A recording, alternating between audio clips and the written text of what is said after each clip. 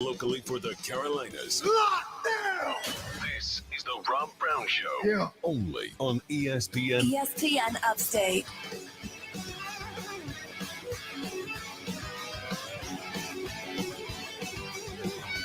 And away we go, ladies and gentlemen. Welcome in. The Rob Brown Show's back on your radio. It's ESPN Upstate. Howdy, y'all. Good to be with you once again. I am Rob. Directly across from me on the other side of the glass, both literally and metaphorically. He is the great one, the alpha and the omega of ESPN Upstate. Hashtag Dad Kicks, Colonel Grudge, the conductor of the Symphony of Sound that is the Rob Brown Show. He is Lonzo. What up, Zo? How y'all doing today? Just living the dream, buddy. I know that was a hypothetical, but just living the dream. I'm here. We're talking sports for 3 hours. How bad could my life be? You know what I'm saying? How bad could it be? It's already Thursday. And it's already Thursday. By the way, my word has this week been screaming by so far. It has been an unbelievably quick week. I would assume that today's is going to be no different. Because, boy, howdy, do we got some stuff to talk about on the show today. 1 o'clock, Rashad Beard of the Panther Nation podcast is going to join us on the show. We'll talk a little bit about what I feel is maybe the beginning rumbles of an implosion in Charlotte. Talk about that. 2:20, Fight Club, which we'll have to bail out of the first segment early to give some extra minutes on Fight Club because, my goodness gracious, are we busy in the world of professional wrestling this week? There's also something else going on this weekend. Little MMA. Some fisticuffs. Oh, yeah. Big fight. A bit of a Donnybrook. A real big fracas coming up, and you have to wait till 2:20 to find out what it is. 2:20, Lonzo's Fight Club. Gonna be awesome. Looking forward to that. Between now and then, I got a lot of stuff to get into, and I am gonna actually do the lunch breakdown today because we really haven't done it the last 2 days, and it's not because I'm lazy. I am, but that's not the reason. Obviously, with everything that's been going on with Clemson, with Charlotte, with the Panthers, obviously with the Gamecocks as well, we have just been so caught up in football that there have been stories that have effectively commandeered the opening segment of the show. Today's no different, but I'm actually going to do the lunch breakdown today I don't know, now. Let's do lunch. This is a very nutritious lunch. All the food groups are represented. You guys here? What in the wide, wide world of sports is going on here?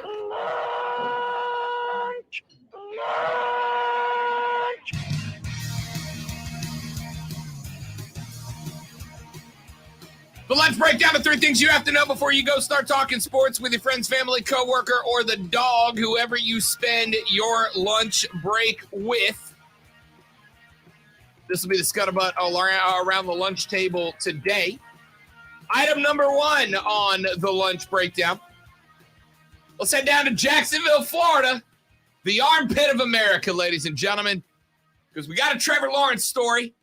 I know many of you are... By the way, wait. Trevor Lawrence still plays football? Turns out, who knew, right? I haven't heard about him in ages. Turns out, who knew? Has there been a first overall draft pick that has gotten less attention in the media than Trevor Lawrence? Seriously, has there been a first overall draft pick that has showed up on SportsCenter fewer times than Trevor Lawrence? I can't think of one. You mean the automatic Hall of Famer? That guy. The guy who is beyond anybody else when he gets to the NFL? Yeah, he gonna change Jacksonville. I'm not cracking on him. I believe the hype too, to a certain degree. So, things are going great down in Jayville. Jacksonville Jaguars running back James Robinson has been seeing very limited play time. In fact, during their last game, there were 2 different drives. One, he was off the field for 16 consecutive plays. Another, he was off the field for 20 consecutive offensive snaps.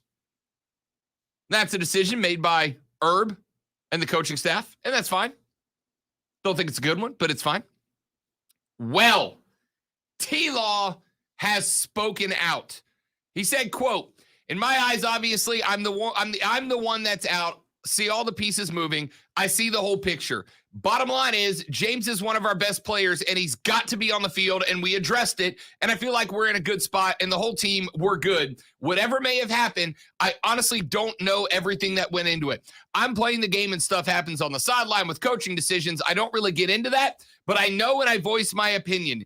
James is one of our best players, and he's got to be in the game. I think we're all on the same page, so there's no confusion there. We're going to move forward. I know James is a hell of a player, so I want him out there," end quote. Yeah, I got to tell you, Alonzo, I absolutely believe that things are going just fine when the starting quarterback is openly questioning the moves of the offensive coordinator and head coach in an NFL franchise. That's how you know things are great.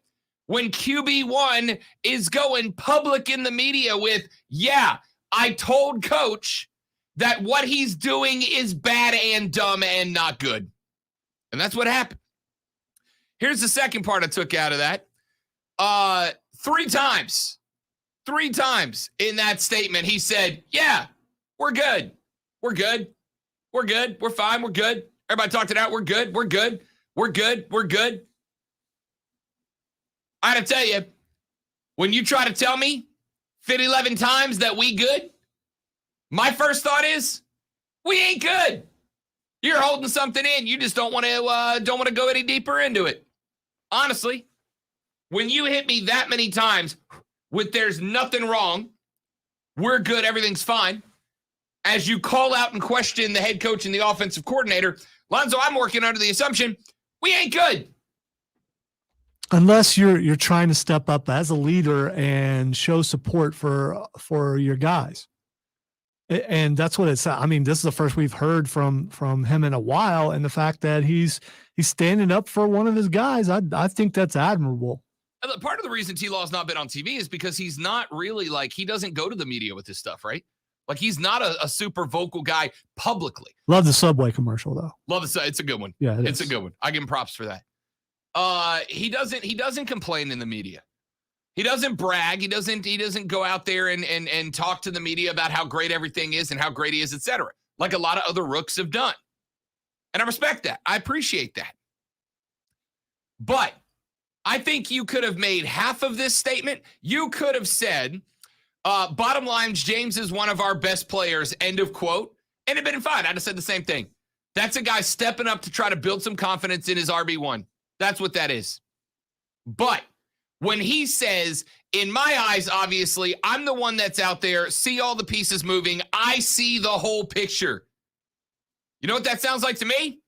He's trying to point out that somebody else does not. I mean, maybe I'll acknowledge, perhaps I'm reading into that. There might be a reason for you reading into that. No, I hate her. Yeah. Let's make it clear. I mean, that might be a little bit, and I get when you don't like someone, you automatically can jump on some things. And you might be. I'm dwelling on the positive here, trying to that he's standing up for a fellow teammate, and I think that's pretty cool. See, we both like Trevor Lawrence. As an NFL player, we both like Trevor Lawrence. Yeah. We both like him. Nice guy. I've never heard anybody say a single bad word about the cat. I liked him as a Clemson player. I mean, I like T-Law. I also like to watch him lose, but that was just that one game, I like T-Law. You like T-Law. The difference is you like Herb. I don't like Herb. So I will acknowledge there's perhaps a bit of bias, although no, I do my best to remove the bias when I have conversations like this. What I do know is if one guy says, "I see all the moving parts" when he's talking about a decision, he didn't say, "We say all the moving parts." He didn't say, "Coach," he said, "I see all the moving parts." And this is from a guy who's not really outspoken about the negatives on the field at any point in his career. So when a guy who never talks about the negatives on the field in his career comes out and says, "I see all the moving pieces," certainly sounds like somebody else does not. And when he's talking about a coaching decision, there's only one group that makes coaching decisions, ... the coaches. Well, in the end, I don't think Jacksonville is doing anything other than what we expected them to do. Did you expect them to win more games than they have? Not this year, but I did expect them to have their best players on the field. That's pretty baseline expectation. And he's right. James Robinson is, and they don't. Trevor's right about this, for the record. Could it be a discipline thing that we don't know about? Maybe. Or could it be this season is over, we're going to save this guy for next year? Maybe, but you would think if that was the case, right? Unless Herb's playing discipline. I can't imagine Herb would be playing discipline close to the vest, right? Like he wouldn't at least tell Trevor, because it's not like Trevor's a blabbermouth that's going to go out to the newspaper reporter and go, hey, James isn't playing because coach has got him in the doghouse right now. He'd keep his mouth shut, I think. I don't know the guy personally.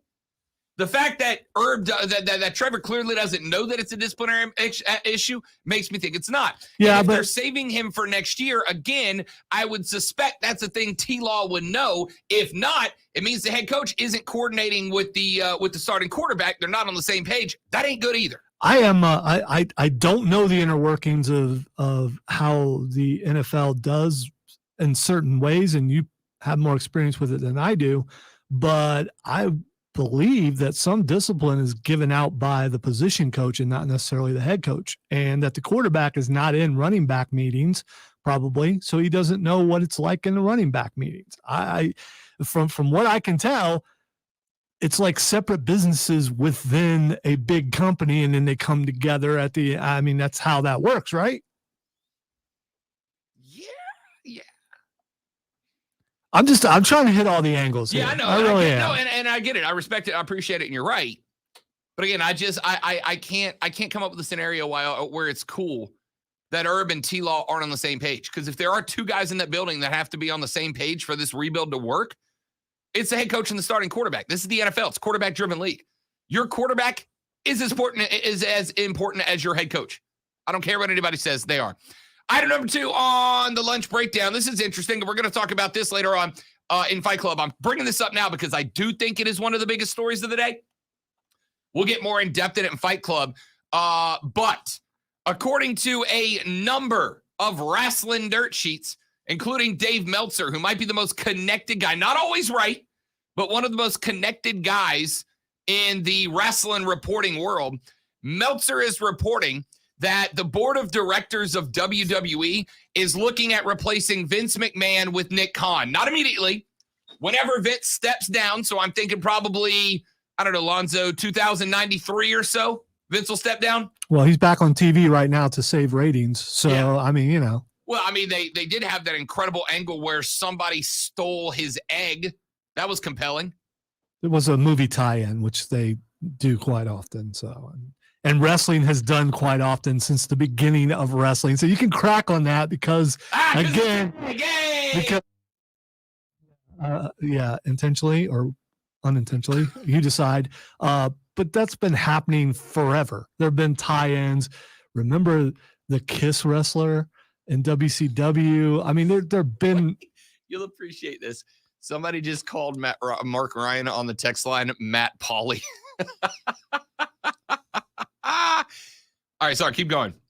They also did the Terminator tie-in at, what was it, WrestleMania 34, I think? Yeah, and other came out of the Terminators. Other wrestling, that by the way, was kind of cool. That was dope. That was dope. It was. I mean, real cool. So there are tie-ins, and it's the Rock's movie. Yeah, I don't mind tie-ins, but like the best one you could come up with is somebody stole Vince's egg. That's what we're doing. Maybe they got some people to watch the Netflix movie that might not have watched it before, which is the whole point of doing the tie-in. Anyway, Vince McMahon, when he goes, might be replaced by Nick Khan. Nick Khan is the man, ironically enough. Not ironic, Alanis Morissette. Coincidentally enough. There's a difference between ironic and coincidental. This is coincidental. Don't you think? I was trying to come up with another lyric. I couldn't do it. This is Nick Khan.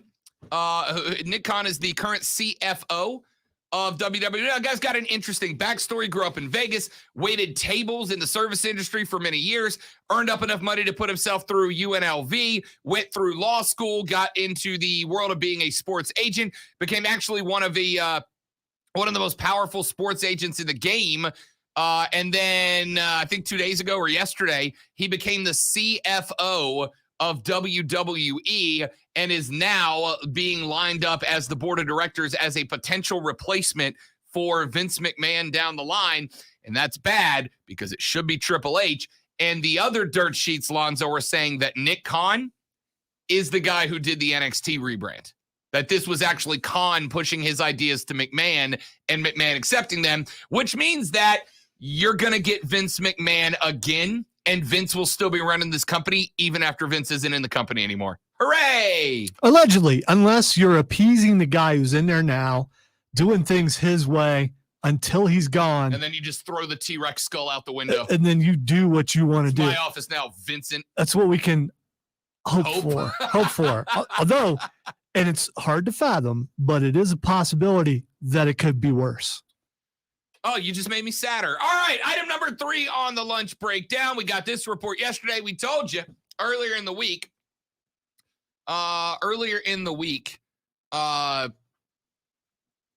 We found out obviously that Brent Venables left Clemson for Oklahoma.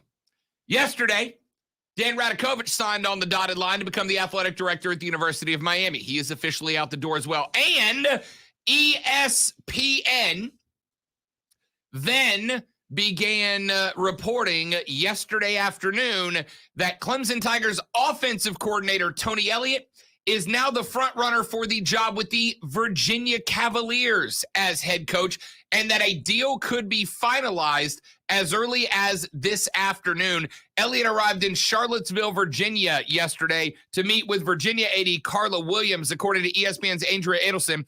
He met earlier this week with Duke officials about the Blue Devils head coaching job. And that has not fizzled. There's still some interest, but Duke has at least one other name. We told you earlier that former New York Giants and offensive coordinator and Dallas Cowboys head coach Jason Garrett has had his name added to the Duke potential list as well, which may or may not bump Elliott down. We don't know yet, but he apparently was courted pretty hard by the Virginia Cavaliers earlier this week, and now ESPN reporters are expecting that Elliott will sign on the dotted line with the Who's as early as this afternoon. Last one out, turn out the lights. Yeah. Anywhere else, and I get why Clemson fans are being defensive right now, and they should. It's their school. But anywhere else, man, this would be major news, and I don't think it's getting the kind of national attention that it should. With this many your offensive coordinator and your defensive coordinator leaving.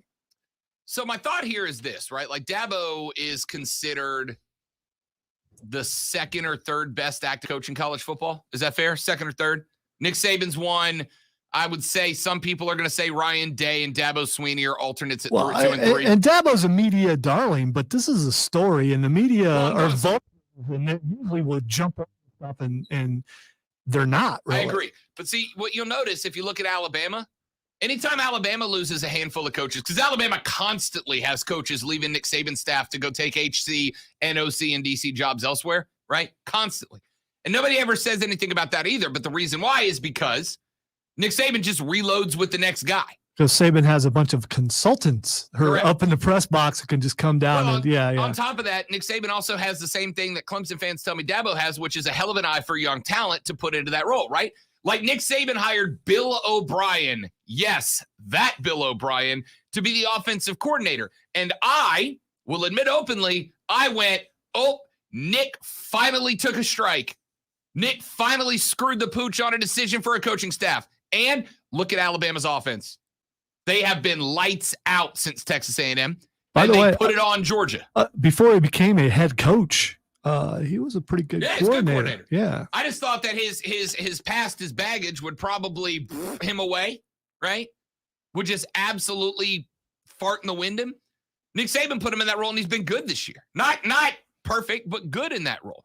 Nick Saban constantly replaces departed coaches with really good replacements. And I think the reason that you're not seeing a ton of media criticism about Dabo is because traditionally Dabo has restocked when he loses a coach with another really good coach, right? I mean, he built the foundation of what has been a damn good 7-year run for the Clemson Tigers at this point. So I think it's kind of tough to write a vulture piece. It's kind of tough to write a what did I get called? Shock jock piece on this, right? It's tough to write a shock jock piece on this, Lonzo, because the one thing you have to keep in mind when you write shock jock pieces, if you will, if you're a top tier media. I will. Yeah. You're the expert. So you know, obviously that's what I do is I'm just shock jock all the time. The tough thing about writing a shock jock piece is that when you're wrong, people don't forget it. They don't forget. They will come back at you months later and you have to face the music. What reason do I have to believe that if Dabo stays at Clemson, he won't hire replacements that can fill the role that was left by Venables Elliott and help pick the guy who fills the role of Radakovich? I don't know. I don't really have any reason to believe in that he can't until he fails at doing so. Do we know yet, because we've speculated on this about whether he would or not, did Venables take his get back coach with him? I'm really interested. I'm more interested in this because I want to know if he took that dude with him. That's a good question. I don't know is the answer. I got to think yes, right? Like they're a package deal. You would think. I got to assume that this guy like stands behind Venables' desk when he's drawing up game plans and holds his shoulders back so he maintains good posture, you know? Like it's got to be a full-time job. Absolutely. I want to believe, and I just looked it up and I can't find it anywhere because I'm just very curious about that.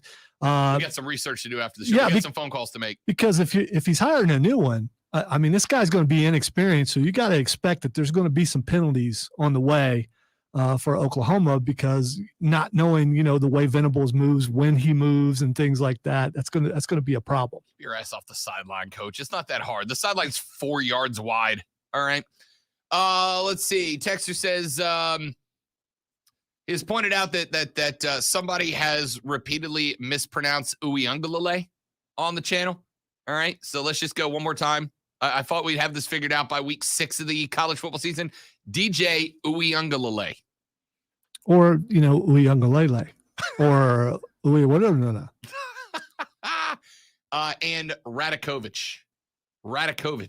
All right. Thought we were good there. Yeah, there's a reason why that they're texting that, and I know. Yeah, and you'll figure it out later.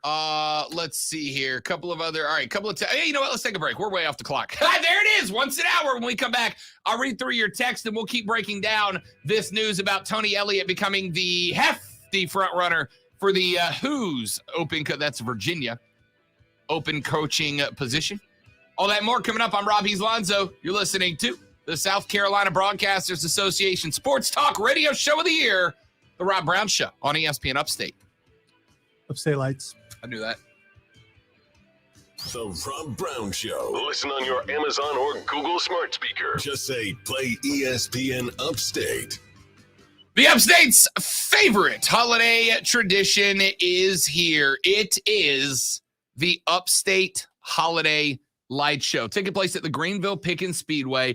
Pack up the kids, throw some hot chocolate in the thermos, and head on over and check out 32 million lights setting the sky above the Greenville Pickens Speedway on fire, dancing to the music of your favorite holiday classics. It's a 30-minute music and light show. You can drive as many laps around the track as you would like, all centered around a 70-plus foot tall Christmas tree right in the middle of the speedway. They've also got the exotic and farm petting zoo for you and the kids, small carnival rides and concessions. It is a whole night, a night you will not forget, and a night that will become a part of your family's holiday traditions forever.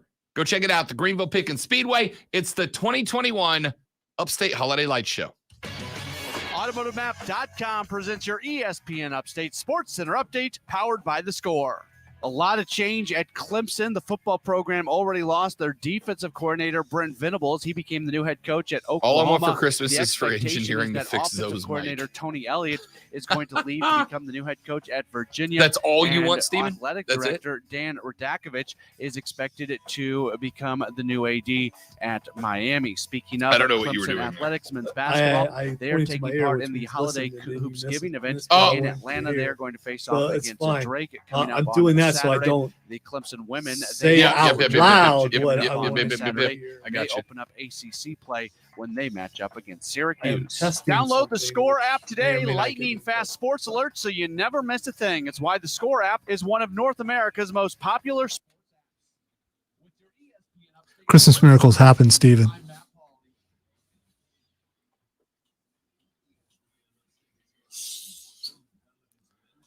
That is so low. ESPN Upstate, 97.7 FM Greenville, 97.1 FM Spartanburg. On your computer, smart speaker, and phone on the Odyssey app. I'm Chris Walsh. I'm a truck driver from Missouri. For 13 hours a night, I sit in my truck and I drive. On the border, I'll What? stop at east. If I'm not doing that,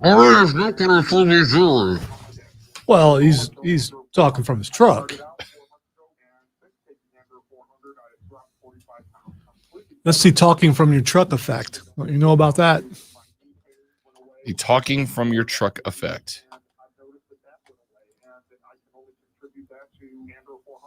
One thing that Andrew 400 said on the radio ad is that it tax selling that. Well, let me tell you, it did. The second month is where I saw a drastic change in the size of my stomach. I'd lost 6 inches. This product really does work. So, guys, if you'd like to experience God. similar results, then get Andro 400, the safe, natural, and inexpensive way to boost your testosterone. Go to andro400.com or call 888-400-0435. 888-400-0435.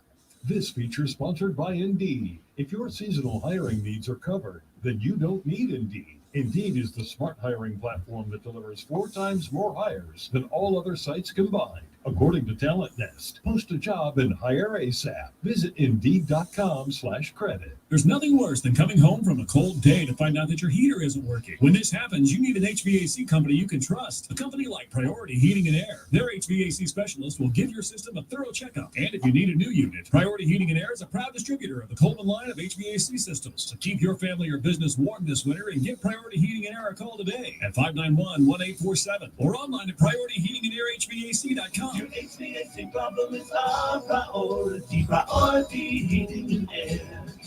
In this market, you'll find Fisher Investments is different than other money managers. Fisher is different? How? Don't you just ride the wave? Nope. We actively manage client portfolios based on our forward-looking views of the market. In times like these, we understand the client's... You gonna work out in over there? Or we're like get like engaging the quads. It's called fun, Rob. You should try it every once in a while. Do what? It's called fun. Fun. You're just okay. You're like the panda at the zoo, just entertaining yourself. You just told me I should try fun every now and then.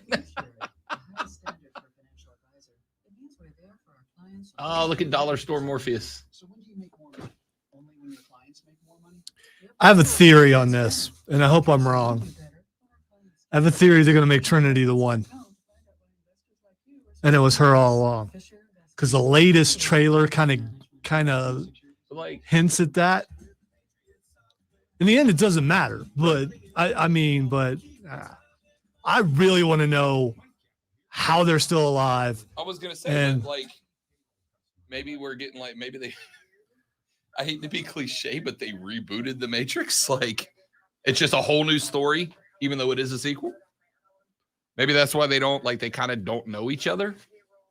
But if you watch the trailers, there's deja vu and stuff, and they find each other and they will remember each other eventually. I don't know. I mean, I'm going to see it either way. And I'm going to go see it on my couch.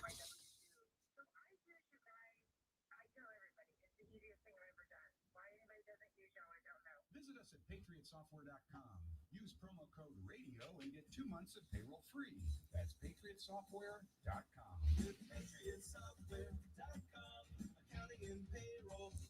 I'll try to take care of that for you, Stephen, but there was a really bad delay today, and it was messing me up. The delay today was so bad, I would say something, and I would hear myself like 2 seconds later say, and it was bad. It didn't start out that way. Just in the middle of us talking, it did that. It was so weird.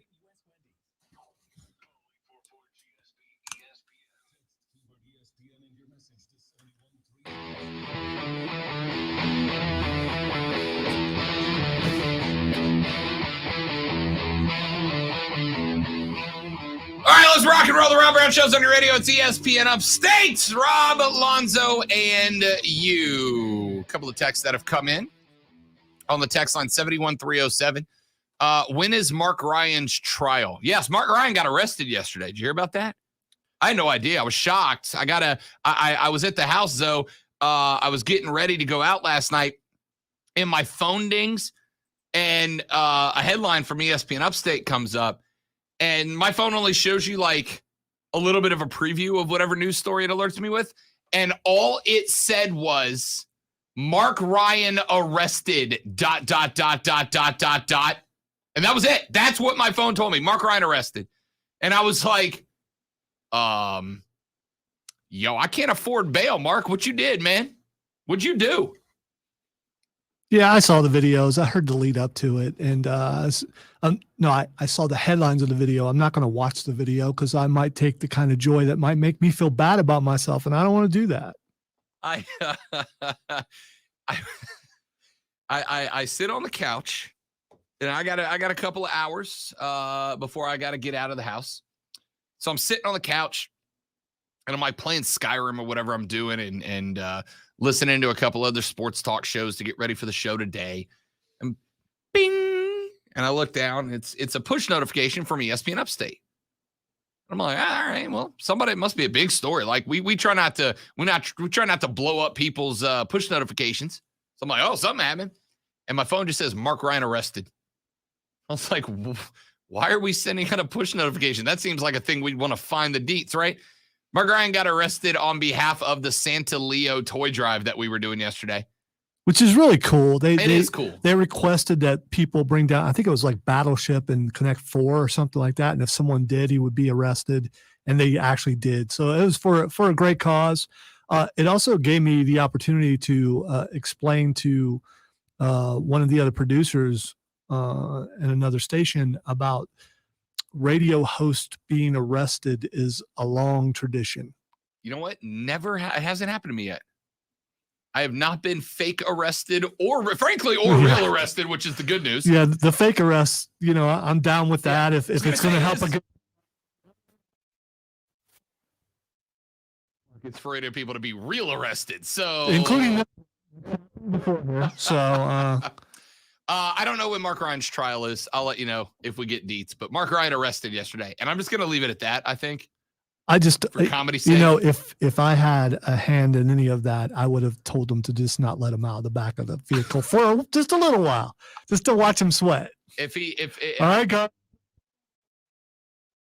Today be one of the days Mark takes off. Like I just go, Mark Ryan was arrested today, and then he's not on the air. Would have been gold. Texter says, no, let's see. Oh, there it is. Clemson fan here. I think this speaks volumes about the program. If there are any Clemson fans whining, are selfish. I think this speaks volumes about the program. If there are any Clemson fans whining, they are selfish. Yeah.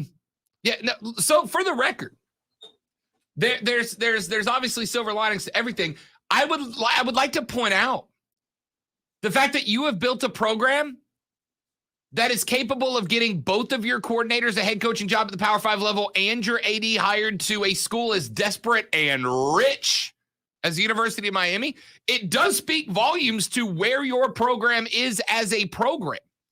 But every school, and I don't care which school we're talking about, every school has a certain sect of their fan base who, if you leave their team, you have betrayed them and you are dead to them. I saw a guy yesterday or 2 days ago on Twitter call Brent Venables a traitor. He said, I hope you fail at Oklahoma, you traitor.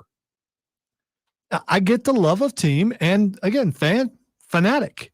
And so, within that, people forget it came from fanatic. So you have to be fanatical to actually believe that. And really it comes down to hurt feelings and you're concerned about where your program's going. But if you have the confidence in your head coach that he can do what he's done before, he'll find some, as we were talking about earlier, if along the lines of the way that other coaches have done, find some good coordinators, bring them in, and you guys will be right back where you were. the fact that you're calling people traitors makes it look like you don't have the confidence in Dabo. Again, I think what's happening at Clemson is a testament to what the program is. It does not mean that that shouldn't concern you about what the future will be. Texter says, and AD to my, I mentioned Radakovich. Texter says a 7-foot tree that's in my house. What do we connect? What is that about? I'll acknowledge I lose track of myself sometimes. But did you talk about a 7-foot tree at some point?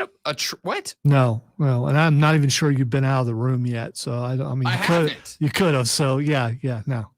ESPN, thanks for acknowledging my text on air. To address Lonzo, pronunciation is different. I get what you're saying. All right, yeah, we talked about that. Anyway, appreciate the text, everybody. 844-GSP, ESPN, 844-477-3776. Text us on the Ingles Market text line at 71307, 71307. Start your text with ESPN. We would love to hear from you. Let's take a break. When we come back here in just a minute, Clemson fans, you can calm down for just a minute because South Carolina has lost yet another player to the transfer portal. What's going on in Columbia? I got a take. I'll tell you what it is when we come back. I'm Rob Lonzo, and this, ladies and gentlemen, is ESPN Upstate.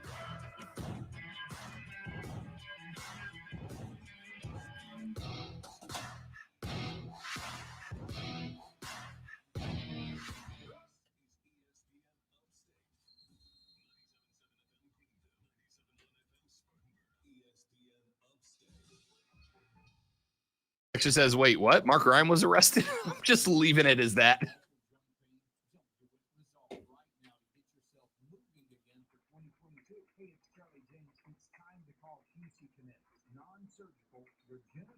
Yeah, he had it coming. He was asking for it.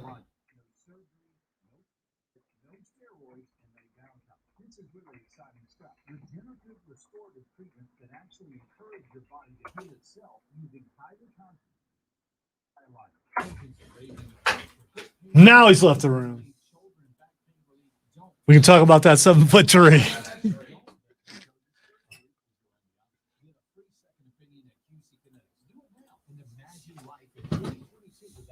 Call the local medical professionals at QC Kinetics now. 864-448-3772. 864-448-3772. That's 864-448-3772. Some holiday parties are kind of...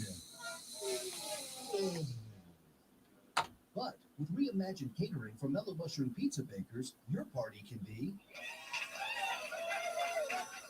From munchies and dips to pizzas, sandwiches, salads, boxed lunches, party trays, and desserts, our full-service catering menu is sure to create the holiday karma your party deserves. So don't stress out, cater in, and mellow out with the Mellow Mushroom on Augusta Street in Greenville's West End. Another year is coming to a close, and you're still struggling to open and close your old windows? It's time with American-made windows. Don't go through another year with those stubborn, outdated, leaky, and drafty windows. Update and upgrade with our beautiful, energy-efficient windows today. We do expert work quickly and cleanly, so don't wait. Visit amwupstate.com or call 334-6030. And remember, cease all tree talk. The Upstate Holiday Light Show is going on now at Greenville Pickens Speedway. Drive through and nighttime. Sorry, I had to leave the room. That's the kind of quality we've come to expect. I had to do something out there. I'm trying to branch out, I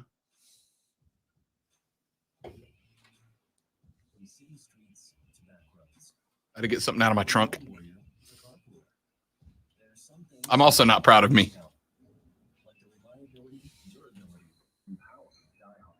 I'm impressed with, the succession of one after another. That was amazing.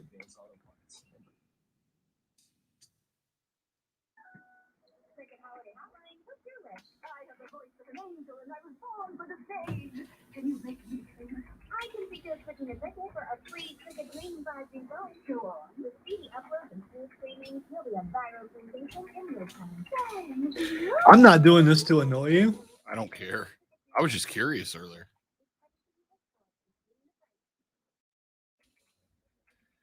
The wheels on the chair normally don't move. But they are right now. So you're just taking full advantage. Yes, I am. The reason why we got divots over here.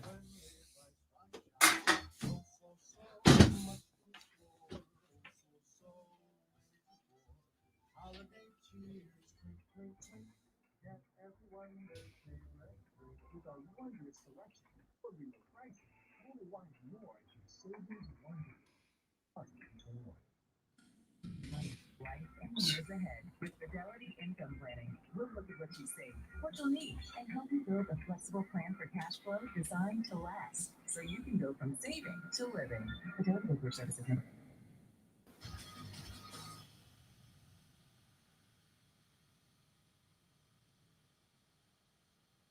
This is SportsCenter. Harley, next break. Running back Dalvin Cook returning tonight against the Steelers. According to ESPN's Jeremy Fowler, Cook passed tests on his injured shoulder and will play tonight, provided there's no pregame setback with the shoulder. This is a pivotal game as Minnesota and Pittsburgh both need a win in order to stay in the hunt for an NFC. Good job, Steven. He missed that one. Sorry, I was replying to an email. Yeah. Frankly, I'm disappointed now because, you know. That was one I should have went with. Yes.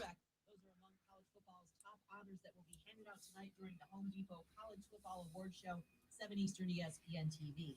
Florida International agreed on a deal to make Memphis defensive coordinator Mike McIntyre its new football coach.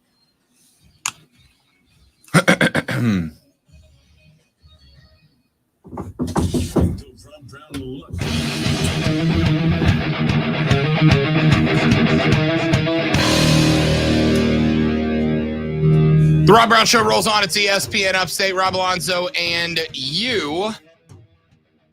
So South Carolina has lost another football player. I believe this is the fourth to leave the program since the end of the season. Dominic Hill has entered the transfer portal.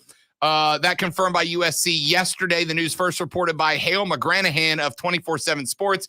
Hill played in all 12 games this season, recording 6 tackles on the year. He was a 3-star prospect in the 2020 class out of Orlando, Florida. He was part of the final Will Muschamp recruiting class before he was relieved of his duties in November of last year.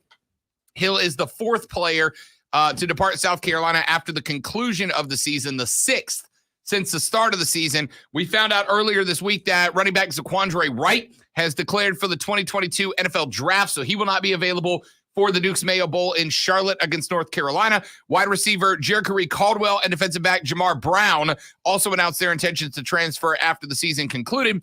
Linebacker Rosendo Lewis and wide receiver Ortre Smith all left the Gamecocks during the regular season. This is not something to panic over, Gamecock fans, all right? If these were all guys that Beamer brought in, then I'd go, yeah, okay, something's going on, right? Something's going on. But this is part of the new normal of the transfer portal age that you're going to have to get used to, right?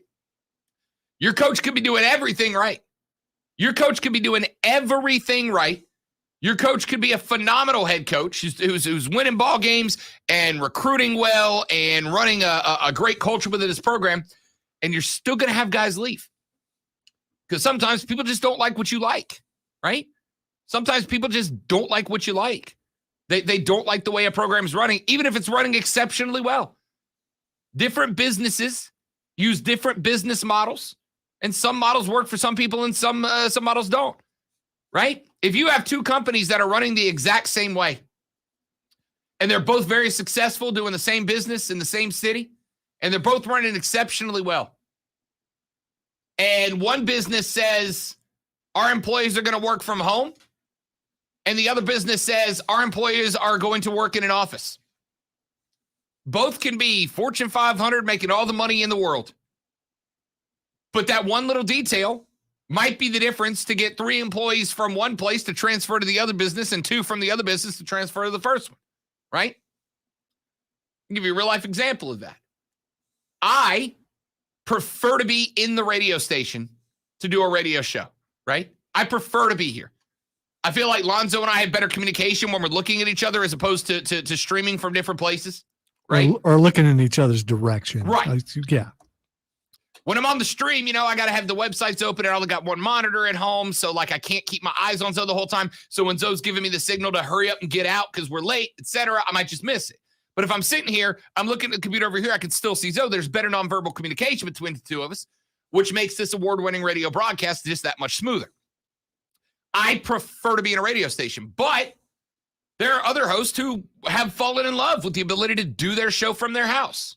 And it's that way throughout the building. Yeah. On every station, some people are in the building, some people are not. Yeah. And it's, to some length, the folks that run the place have said, hey, if you're more comfortable working at the house, we spent a year doing shows from our houses. If you're more comfortable and you've got a rhythm, stay there. That's fine. Just get your work done, right? And that's awesome. And I know some radio stations, my old radio station back in Fort Walton, has mandated people come back to the studio. Mandate's not an option, right? Well, if one place says you can work from home and you prefer to work from home, you might take that option. If one place says we have opened our building for full operations and you prefer to work in an office building, like I prefer to be at work, right? Breaks up my day. Lonzo and I can run the show more smoothly.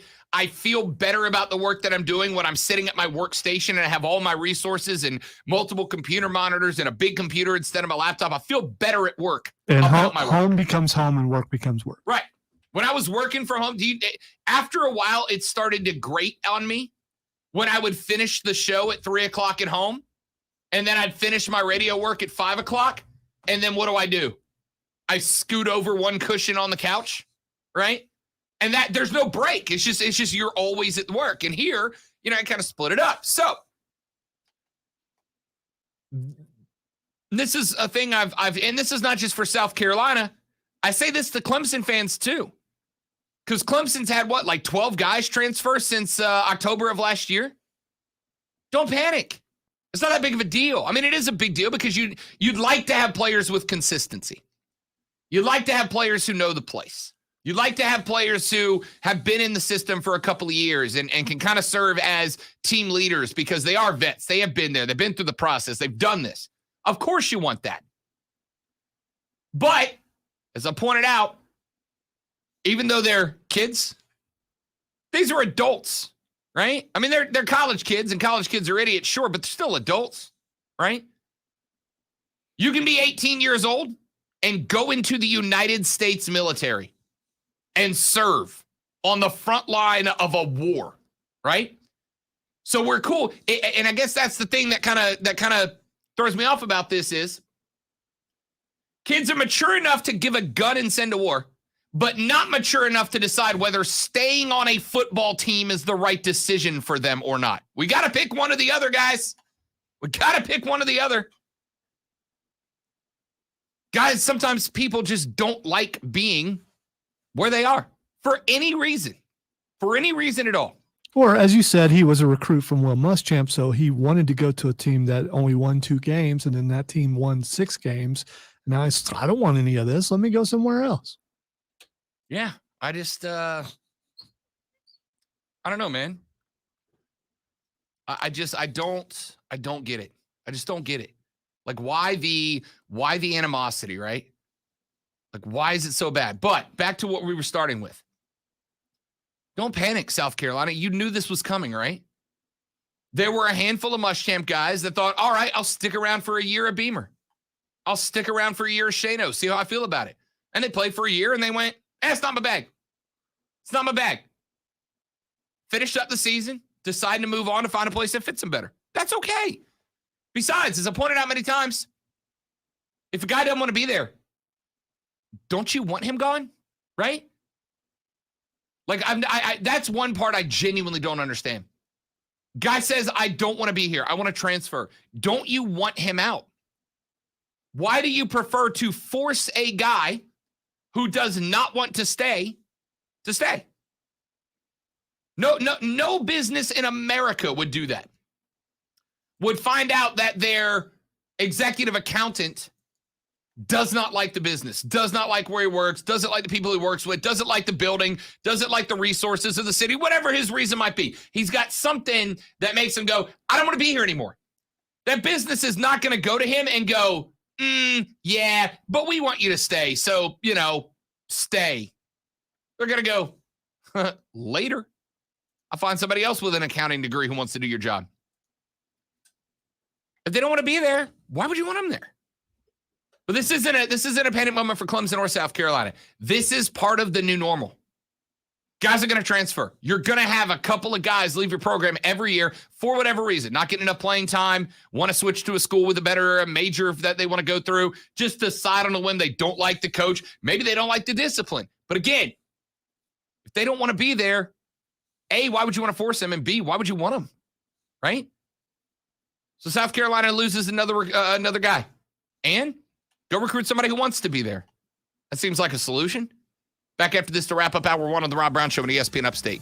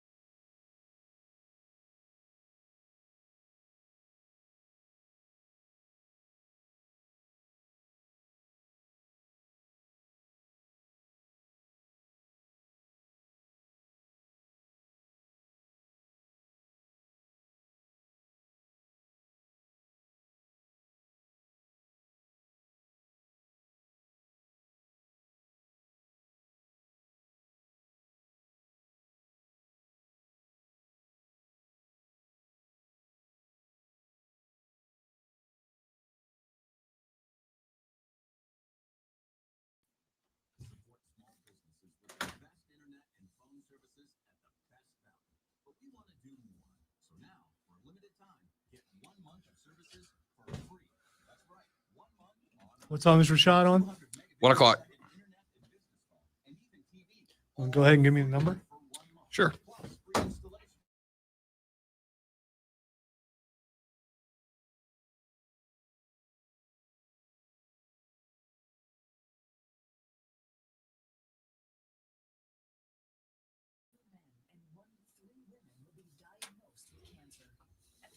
Cancer Society, we're on a mission to free the world from cancer. It's a big mission, driven by little things like a ride to treatment, a free place to stay, a 20% helpline. But these little things are really the big things. But everything. Thousands of cancer patients.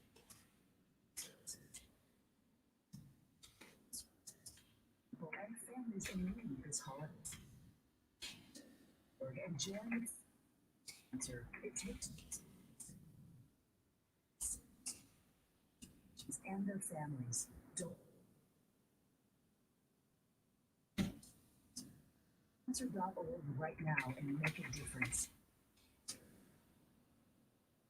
Return to the Tryon Resort for the third season. Shadrack's Christmas.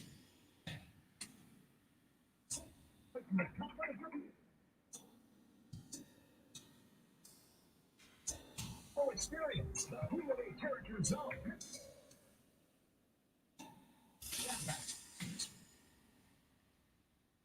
Just on Highway 70. Our family tradition. By Credit Karma. Find the card you're more likely to be approved for today with Credit Karma. With over 100 million members, there's plenty of reviews to help you choose. Get your free credit scores and find the right credit card for you at Credit Karma. Approval not guaranteed, subject to checks. With just one spray of Microban 24, your hard surfaces are sanitized for up to 24 hours. Touch after touch after touch. So 6 hours from now? Still sanitized. 12 hours? Yep. 18 hours? We're really doing this. 24 hours. When used as directed, one spray of Microban keeps killing 99.9% of bacteria. Is the weather supposed to be crappy on Saturday? We got a text that says it is. Forecast, Greenville, South Carolina.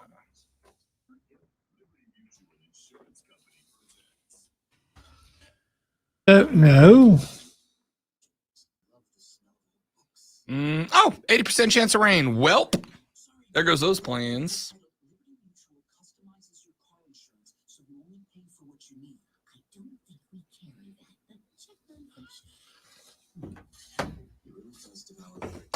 Yes, according to the weather app, 80%. Hooray.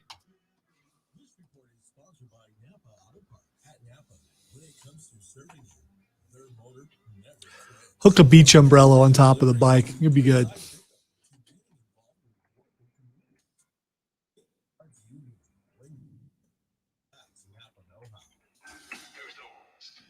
There's the best sports talk show in the state, according to the South Carolina Broadcasters Association.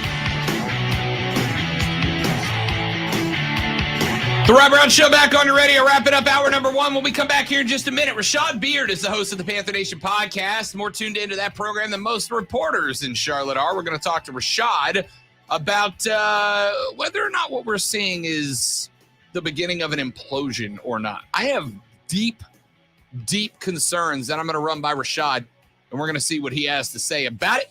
220 Fight Club with Lonzo. We got a lot of wrestling talk and some big MMA news coming up as well. It is going to be a busy back 2 hours. Stick around for it. I'm Rob Hezo. It's ESPN Upstate.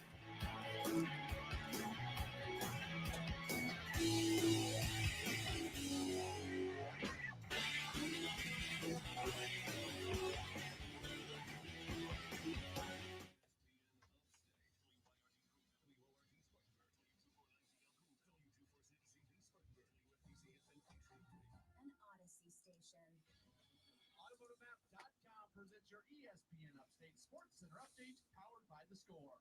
A lot of change at Clemson. The football program already lost their defensive coordinator, Brent Venables. He became the new head coach at Oklahoma. The expectation is that offensive coordinator Tony Elliott is going to leave to become the new head coach at Virginia. To become the East at basketball.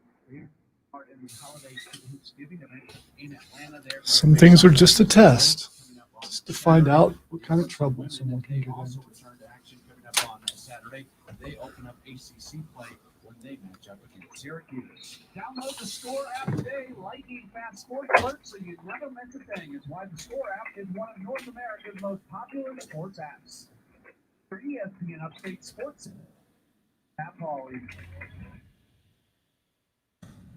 The Rob Brown Show. Chris Lewis, president of Greenville Tri-Fan, congratulations to you guys. As if winning a trophy wasn't enough, what you guys have accomplished has been nothing short of impressive just in my short time here in the Upstate. I'm glad to be able to chat with you guys and be a part of it, so congratulations to you as well, Chris. Thanks very much, Rob. Hi, speak to Rashad, please. Yeah, I'm sure you're going to be talking about how, that coaching change is going to turn things around and wins the rest of the season, right? Absolutely problem solved, because that's what we all thought the problem was. So, all right, hold on. I think he agrees with me. About undefeated the rest of the season. Okay. It's on now. That's the only thing that was holding the Panthers back.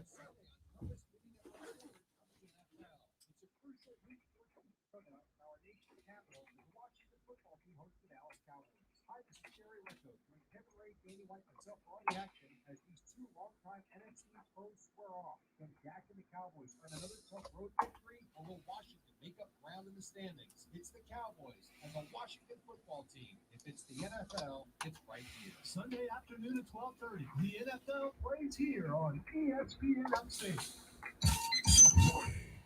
Accepted for an official Rob Brown rundown.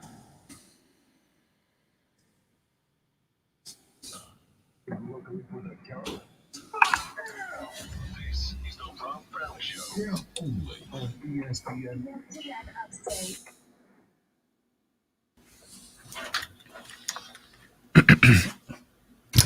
And away we go with the second hour of the Rob Brown Show right here on ESPN Upstate. Hello, Upstate, South Carolina. I am Rob Brown, the great one Lonzo at the helm, and joining us, as he does every single Thursday at 1 o'clock to talk a little Carolina Panther football, my dude Rashad Beard from the Panther Nation podcast joins us now. You can find them on Twitter at Panther Nation PC.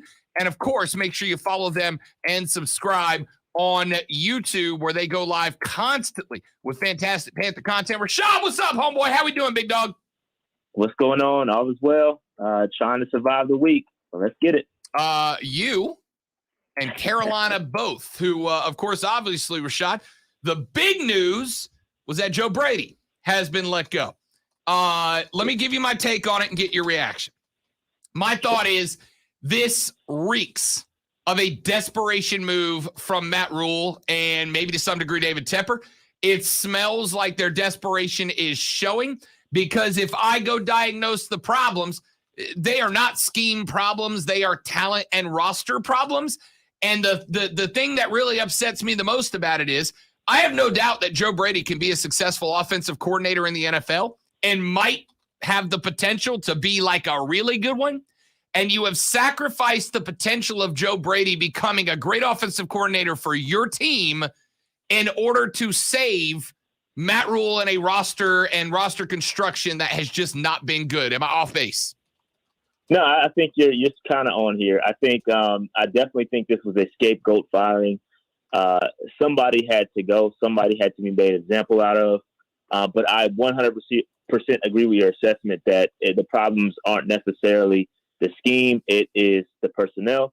And I think some of the philosophies in which Matt Rule wanted to, I think there was a clash in philosophies, right? You have a guy in Matt Rule that wants to run the football 30 times per game, but then you hire a pass game coordinator out of LSU. I mean, and that's not on, again, like you said, that's not on Joe Brady.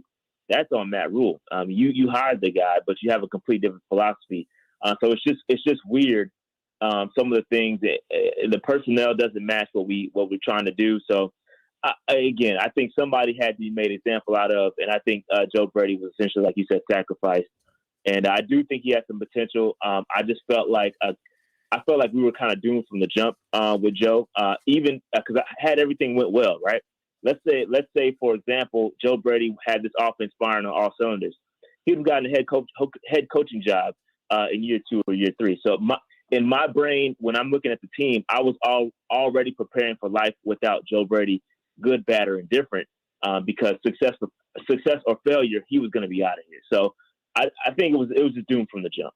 We're talking to Rashad Beard, host of the Panther Nation podcast. And I guess, like I said, Rashad, that kind of frustrates me a little bit. And again, it's a roll of the dice. I think Joe Brady is a brilliant offensive mind. I think some other team, whether it's college or pro somewhere, is about to get a fantastic piece of the puzzle that Carolina has effectively sacrificed. And again, I don't know what's the accomplishment there, right? Because I don't think, I know that David Tepper is a guy that falls in and out of love, and he will bench and or fire you no matter what it cost him. He did it with Teddy Bridgewater. It appears he's done it with Sam Darnold. He was willing to let Matt Rule do it for Joe Brady. But if you were going to fire Rule at the end of the year anyway, it seems silly to let go of Brady. If you're not going to fire Matt Rule at the end of the year, it seems like a silly idea to let go of Joe Brady. I understand it's a sacrificial play, but outside of trying to make a few fans happy, I don't get why you would cost yourself what might be a brilliant young offensive mind. Yeah, I don't know. I don't know what the plan is. Again, there's several different things going on, and like you're saying, they're so quick to they're not patient enough to see things through, and it's just really unfortunate because going like you said, bringing up Teddy Bridgewater. Had we stuck with the plan, Teddy was never brought in here to be a long-term solution. But had they stuck with the plan with him, we could have been on our way en route to drafting a quarterback or had drafted one last year. I just feel like we're abandoning ship way too early, and we're hitting the panic button. And again, I felt like just the philosophy. I don't think Joe Brady and Matt Rule were ever going to work out. Just the philosophy changes or philosophy differences. They're different, right? Matt Rule wants to run the football 30 times, and Joe Brady wants to sling it, and we don't have the offensive line. We just don't have the dogs to do what Joe Brady wants to do. I just don't think it was ever going to work here. And I agree with you as well. I think he's going to be successful somewhere else. Again, you're right, though. I don't know what the plan is. I don't know what we're going to do moving forward. I know that Jeff Nixon is the offensive coordinator now. He's going to call the next 5 games. And after that, who knows what's going to happen. But I just wish we would, like you're saying, see something through because we're abandoning ship and it could all backfire at the end of the day. We are talking to Rashad Beard, host of the Panther Nation podcast. So we got the walk back of Joe Brady. Obviously, we don't know what moves David Tepper will make at the end of the year. Matt Rule will make to his coaching staff at the end of the year. I'm trying not to be doom and gloom, Rashad. I'm trying not to be a shock jock, as I was called earlier this week. But what is right now? What is the best position you believe we could say the Panthers are in, and what is the worst position the Panthers are in? The best position that I think the Panthers are in is they can be good 2 years from now when they get McCaffrey's contract off the books and they've made a couple more roster moves. The worst position I can see the Panthers in is this is an implosion and you're about to have an entire franchise reboot. Where do you think the best and the worst we can say the Panthers are right now is? Yeah, I think the best case scenario is that, I know a lot of Panthers fans, that we get in a situation around this time every year and they want to tank, right? We want to lose all of our games and they don't want to be in this middle area where we're picking like 16 and we can't effectively pick up a top quarterback. And I think that could be part of the problem, right? They're going to go out there. They're going to be competitive. We have 5 games left. So we have to see where we end up in the draft. I mean, we could end up making the playoffs in some drastic change of events. I don't see it happening, but that'll take us way out of the top draft position. But I feel like we have to address our offensive line and whatever it takes. And it's tough when you start to look at the team build. We don't have a 2nd or 3rd round pick either. So we're I guess the best case scenario is that we don't win many more games. And we get a top 10, top 15 pick, and we're able to trade that back and get some more draft assets and still pick up a left tackle for the future. I think if we can fix the offensive line, and you're going to probably have the same quarterback room, whether it's Cam, whether it's Sam, one of those guys is probably going to be the guy next year. If you can fix the offensive line, I think you'll have a serviceable product next year. I think you could potentially make a playoff push depending what they do with the offensive coordinator position. Worst case scenario, I just think that, the implosion. Like if this goes off the rails and we lose the rest of these games, we hang on to Matt Rule, we don't see any progression, they just hold on to him too long. I think that is the worst case scenario. You have to be able to cut bait if it's going downhill. And I have a fear that we may hold on to Matt Rule too long, and that could be very detrimental to this team. So I'm hoping that they can get it right and turn it around next year. But yeah, it's really doom and gloom. It's a tough place for the Panthers to be, given the lack of draft capital moving forward. Rashad Beard, host of the Panther Nation podcast, joining us here on the Rob Brown Show on ESPN Upstate. Rashad is a fan, and obviously is a podcaster too, who is kind of not just cutting your teeth, but really growing your fan base, talking about this team. But as a fan, as a guy that's in the bank on Sundays, as a guy that's rocking the silver and blue jersey around town during the week, what has this season been like from you? Because, we go back to week 4, Panthers opened the season 3-0. I got people calling my show going, Rob, we're going to the playoffs, dog. And then here we are at the end of the week, and we're saying they might be 1 or 2 misjudgments away from collapse and having to reboot the whole franchise. What's the fan reaction for a team that, and I'm not trying to be negative here, but it just is the facts, for a team that has a hard enough time selling out the bank with passionate fans, if the Panthers go through a reboot and go from a high of playoffs to a low of we might be resetting for another 3-4 seasons, what kind of impact is that going to have on the Panther fan base in Charlotte and really around the Carolinas as a whole? Yeah, I got to tell you, Rob, that the fan base is not happy right now. You got a lot of people upset. And keep in mind, like you said, I'm a fan first. Like I'm just a fan with the mic. I'm ultimate Carolina Panthers fan, so I want this team to be successful. People call me a doom and gloomer too, but at the end of the day, I always keep it real. I always tell the facts, right? I don't sugarcoat anything because we have a lot of people out here that want to sugarcoat things and be positive. But at the end of the day, it's tough. It's a tough situation to be in. We're not happy as a fan base. We really want to see the team be successful. And I just don't know where it's going to go. It's tough. It's a lot of people are not interested. Maybe the soccer team coming around, maybe that'll give us something to be happy about in the future. But yeah, it's tough to be a Panthers fan right now. And it appears to be no hope. I mean, we're just, it started out, like you said, started out fine. We started out 3-0. We looking good. And we've been here before, right? We've been down this road before where we've had success and then things just implode with Cam when he got hurt. We were like 6-1 at the time when he got hurt. We had a Thursday night game and then he gets injured and then the season was over. We've been here before, but one thing that has never occurred in Panthers franchise history is that we've never had 4 consecutive losing seasons, right? And we're on track right now. And we're in a different space. No Panthers fan has experienced this. And unfortunately, that's kind of the reality we're facing. And I'm just hoping it gets better because, again, I get tired of complaining on my podcast. I get tired of coming up here, picking up a mic, and just complaining all the time. We want something to celebrate. And that's why bringing back Cam was so important to the fan base. Because, and like I told you, it wasn't about wins and losses for me. It was about having Cam, bringing him back, and having him go out the right way. I think he deserves that. And that's really where I'm kind of hanging my hat on, man. I'm happy for Cam. I'm trying to find the little things to be happy about. But for this franchise, man, we got a long way to go. And I think we can get it right if the right things occur. But I just haven't seen any sense of common sense happen in the front office all the way down through the coaching. It's just common sense stuff. Like, I'll give you an example. Like Brady Christensen, the dude, Matt Rule, comes out here and says, oh, he's a better guard, right? The guy has the highest graded left tackle. He's had the highest grade we've seen a left tackle all season. But you don't want to stick him at left tackle. You don't want to see what we have in him for the rest of the season so that we can repair whether we need to draft a left tackle or not. Like, stuff like that is what really makes me upset. It's because it's common sense stuff, and it's tough. It's tough. We're in a tough spot, Rob. We're in a tough spot. Yeah, you are. And again, I talked about, Rashad, the fact that at the beginning of the year, we were looking at a Falcons team that can't stop kicking its own self in the backside.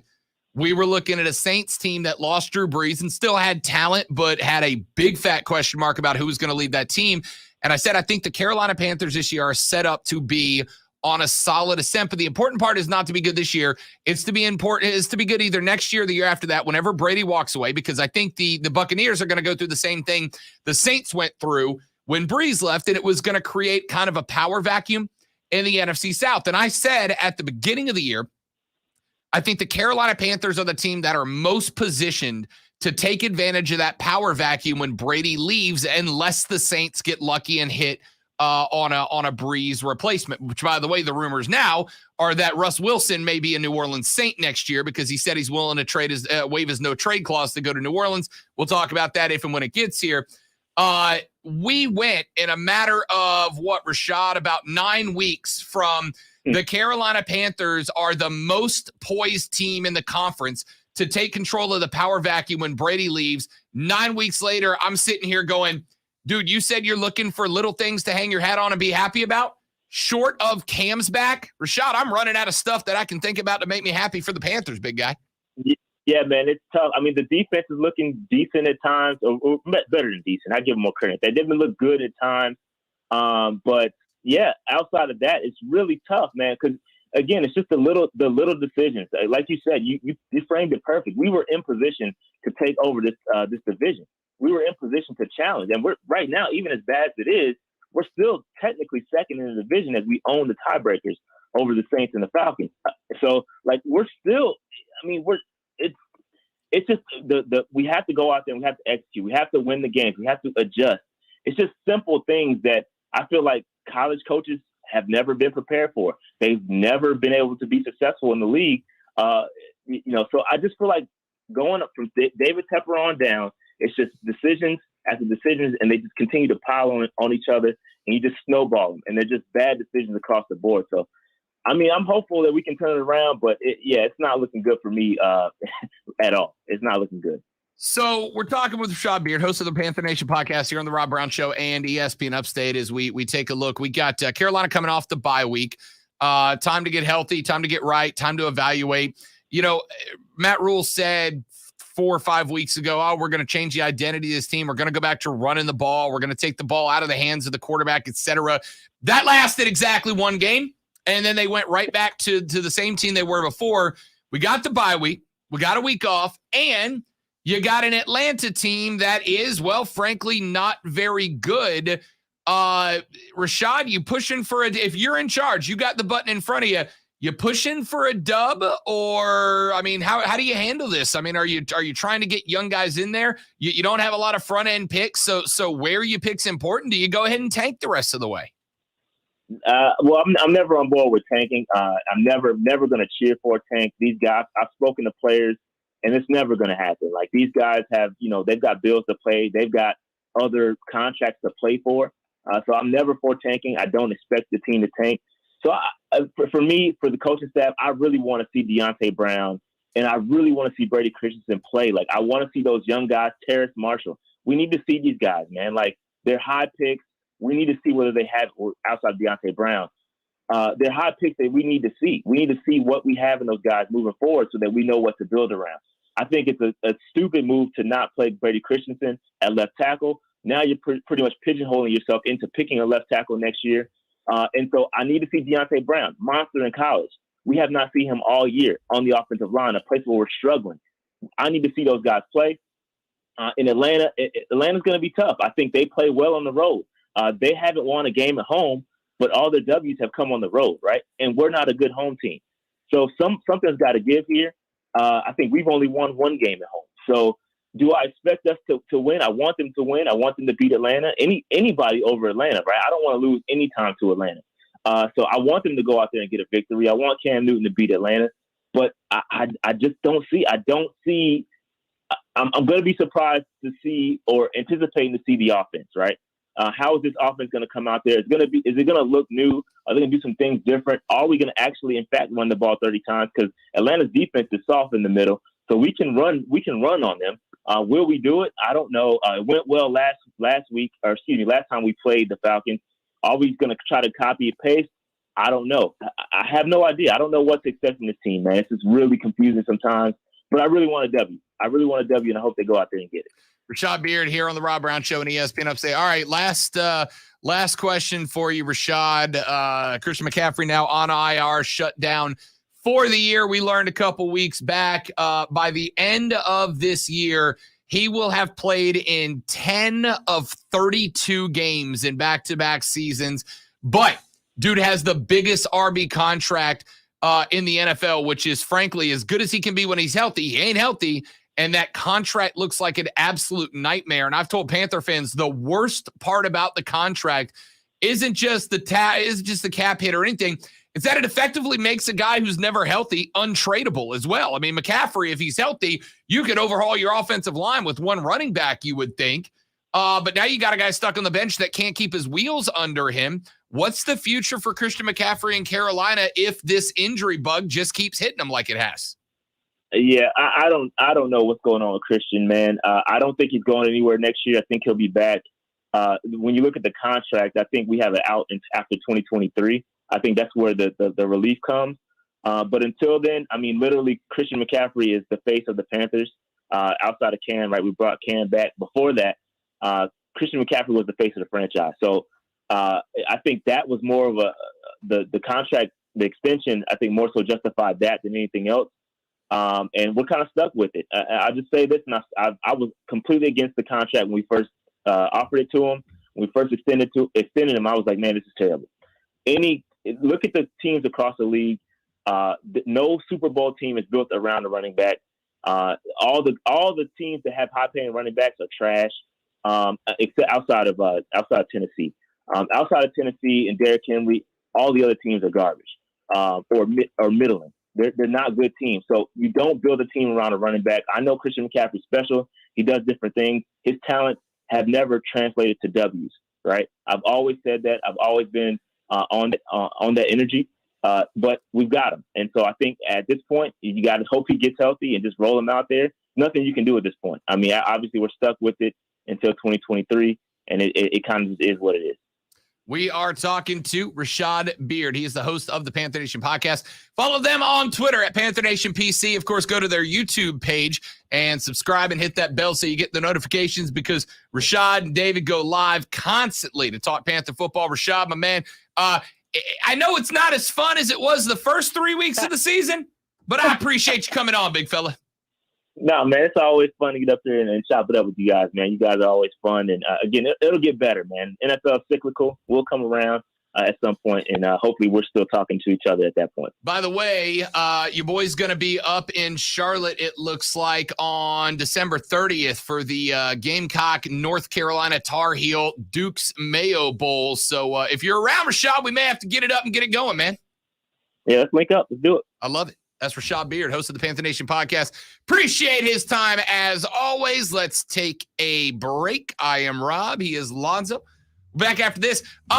There's a former college football coach who infuriated me with it was smugness from Hurt Street yesterday, and the rank hypocrisy of a man who calls himself a motivational speaker that I am absolutely calling out with reckless abandon next on the Rob Brown Show at ESPN Upstate.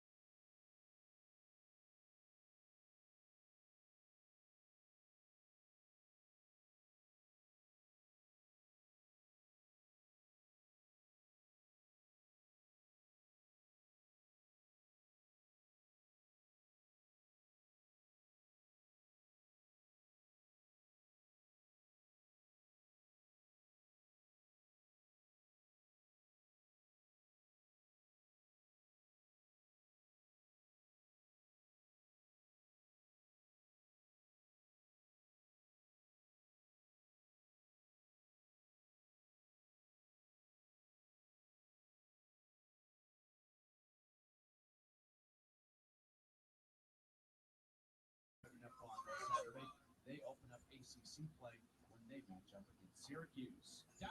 Oh, 100%, Steven. That's part of the reason I'm going to go. Girlfriend wants to go, obviously, to watch her team play in a bowl game, and so I'll go for that. But you better believe if I can find a Duke's Mayo Bowl shirt, it's absolutely coming home with me, without a doubt. Without a doubt.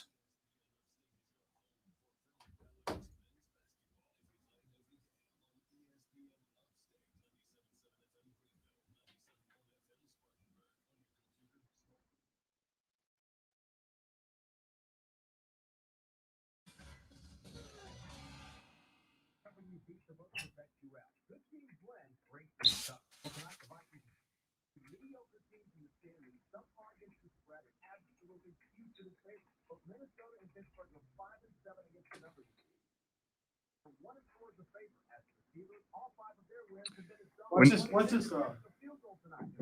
It's called an assist. That's the self alley-oop. It's the studio version of off the backboard. When you give Christmas gifts, do you wrap them yourself? Yes, and I've only seen one person rap worse than me, and that is my son. So, and in case any of his coworkers are watching, which they do from time to time, he's the worst. He absolutely is. I've got a friend of mine on Twitter who put up a picture of the gifts that she wrapped, and I'm impressed not just with how well creased they are, but the fact that she almost lined the wrapping paper up perfectly on both gifts, right? Like she was, what, a half inch away from It's sickening. It's right. That's what that is. And so I said, you were remarkably close. And she said, you have no idea how OCD about my wrapping. She's like, I rewrapped those gifts like 6 times because none of the first 5 were good enough. And I said, no, I have 2 ways of wrapping. One is a gift bag. You get a gift bag. Everybody gets a gift bag. If it's too big for a gift bag, I literally just put the paper around the box, push it all up to the top, and then just tie a ribbon around the excess at the top and crumple it up. I've done that, especially like with bottles or something round. Yeah. Do it. If it's like a bottle, like if I'm giving somebody a bottle of wine, it's bottle. I fold the paper, twist the top, and tie a ribbon on it. I won't even put a ribbon on it. I'll just tie up, put the tape around. There you go. Scotch tape. We also will make sure that we pick a certain wrapping paper for each person, so you don't even have to tag it. So you only use that wrapping paper for that person. Makes it a lot easier for distribution on Christmas morning. Especially early on when the kids were too young to read well yet.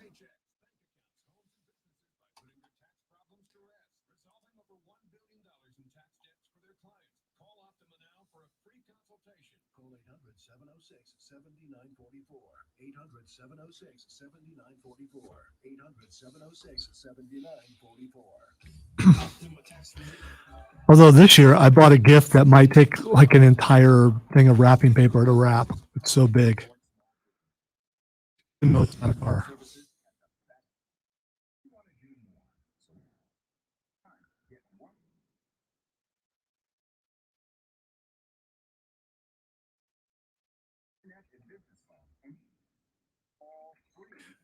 So I'm hurt that you're taking that day off to go there and I don't get to go.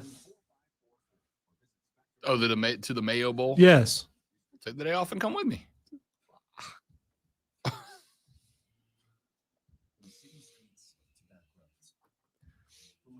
I can't just take the day off. You literally have a whole week off coming up. Which is why I can't just take the day off, because I will be out of days. Although they do owe me a comp day that I didn't take. There you go. But there you go.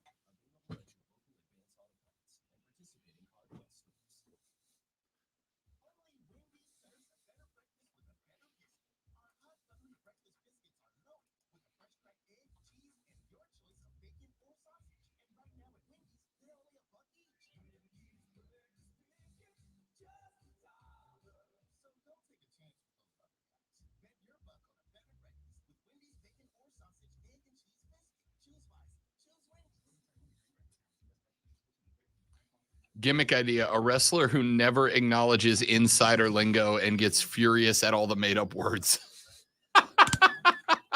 I like that.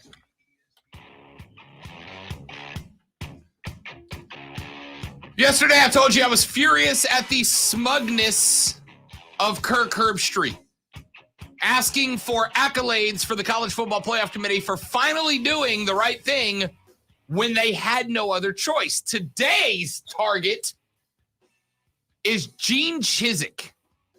Yes, Gene Chizik, self-titled motivational speaker and SEC Network talking head. Here is the tweet that Gene Chizik put up the night before last. It just came across my TL. That's lingo for timeline for the boomers out there. Just came across my And yes, TL. he was looking at me when he said that. He absolutely was. I'm a Gen Xer, baby. This came across my TL yesterday. Chiz said, quote, "Quitting is not innate. It is learned, acquired. Adapt, adjust, and overcome when life gets tough. Life isn't a transfer portal. The next thing isn't always better. Don't let this become a give up generation. Persevere and finish. You'll never regret it. Prayer hands emoji. Hashtag words of chisdom." End quote. Now, let's take a little stroll down memory lane, shall we? Let's recall the career of Gene. Don't let this be a quit generation. Don't give up. Persevere. Don't quit. You won't regret it. Chizik, shall we? Gene Chizik, if we go all the way back to 2006, Gene Chizik was hired as the head coach of Iowa State University in Ames, Iowa. He took over for former head coach Dan McCarney. McCarney went 4-8 in his final season, but he got let go. So Chizik takes over, receives a 6-year deal worth guaranteed $6.75 million with incentives. The total had the potential to be more than $10 million. In Chiz's first year, he finished 3-9. Then he went on. After his arrival, Iowa State was ranked 102nd nationally in defense. In his first year, 65th. Pretty solid effort. In 2008, Iowa State won their first 2 games of the season. They beat South Dakota State and Kent State. Then they lost 10 consecutive games and went 2-10 on the year. Amongst the 119 D1 FBS teams, they ranked 111th in defense, 115th in passing defense, and 95th in rushing defense. Following the season, Chiz fired 2 assistant coaches, demoted both his coordinators, and was on the hot seat. Do you know what happened after that season, Lonzo? You know, the one that Chiz would, I'd assume, tell himself, hey, don't quit, persevere. You won't regret it, prayer hands emoji. You know what Chiz did at Iowa State? He quit. In the middle of the night, he left Ames, Iowa, and he went to Auburn, where things would be easier to do because why? Better resources available to him, including money. So, Hippochiz, that's a word that means hypocrite, but also Gene Chizik's name because Gene Chizik's a hypocrite. So it's not a dance move or The Hippochiz? Yeah. Yeah, it's where you're dancing, right? It's where you're dancing, and then you just go and leave. You just leave to go to somewhere where the dancing easier. Anyway, he also said life is not a transfer portal, end quote. That's adorable, Chiz. Hey, you might remember that after Gene Chizik quit Iowa State and took the Auburn job, he would go on to win a national championship there. Lonzo, out of curiosity, do you remember who the quarterback of the Auburn Tigers were or was when they won their last national championship? Cam Newton. That would be Cam Newton. Now, would you happen to recall off the top of your head how Cam Newton came to arrive at Auburn University? Because I do. He left Florida after the incident. Correct. He left the University of Florida, and after the University of Florida, he transferred schools. Now, somebody's going to say to me, well, wait a minute, Rob, that's a little different story because Cam Newton was facing expulsion at the University of Florida for academic dishonesty. Okay, cool. He might get kicked out of school. He might get kicked off the team, but he still transferred. Wasn't his laptop. We won't know. He chunked it out a window. All right. So then Cam went to Auburn. Oh, wait. No, he didn't. He went to Blinn College in Brenham, Texas, and played for Brad Francione, son of Dennis Francione, where he led his team to the 2009 NJCAA National Championship game. You know what he did after he did that? Then he went to Auburn. He transferred to Auburn. So, Gene Hippachiz, let's call it what it is. Quitting is not innate. It is learned acquired. Sure, like if you, for instance, I don't know, watched Gene Chizik quit his job at Iowa State. Then he said, adapt, adjust, and overcome when life gets tough, which Gene Chizik did. He adapted, adjusted, and overcame. He adapted to Auburn University. He adjusted to Auburn's head coaching office, and he overcame the struggles of not having a quarterback. How? The next sentence is, life isn't a transfer portal. But I'll be dadgummed. You know what he did not tell Cam Newton? Hey, man, life's not a transfer portal. You should stick it out at Blinn College. He said, no. In fairness, come on, big dog. In fairness, I don't think that transfer portal existed then, so he couldn't have told him that. Okay. He transferred there under the at the time rules, which is fine. The point is, old Gene Chizwiz didn't really seem to have a problem with quitting when, he did it.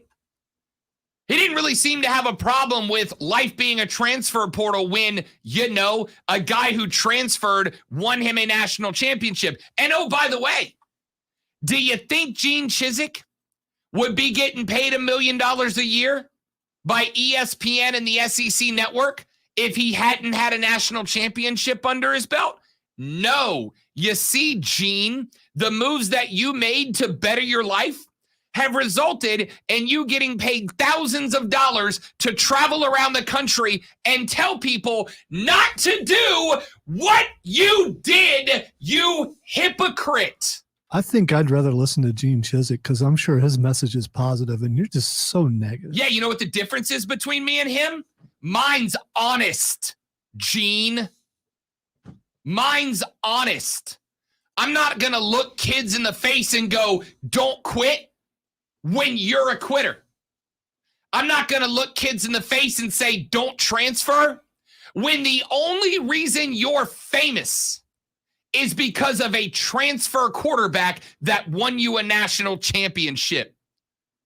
Don't hit me with the don't become a give-up generation like a smug jerk when you gave up at Iowa State because you got your ass kicked and you gave up and you left Ames. Now, for the record, if Gene hadn't tweeted this, I don't have a problem with him leaving Ames to go to Auburn. It's a better job with more money. I would have done it too. But you know what the difference between me and you is? I'm not going to turn around and sound like a sanctimonious hypocrite by teaching, oh, these kids are quitters when I did it. I'm not going to sit around and go, life's not a transfer portal when the only reason I'm making millions is because I took advantage of a kid transferring to my school and turned it into success. Persevere and finish. You'll never regret it. Gene, do you regret quitting at Iowa State and going to Auburn? I bet you don't, because that's the only reason you have the platform to tweet dumb things like this. Do you regret taking advantage of a kid being allowed to transfer schools? I bet you don't, because Cam is the only reason you have a platform to tweet dumb things like this. Do you regret doing the things that you are now sanctimoniously preaching against? I bet you don't, do you, Gene? Because if you did not do those things, I wouldn't be talking about you right now, and neither would anybody else. Right, Gene? Quick break. I'm back after this on the Rob Brown Show, ESPN Upstate.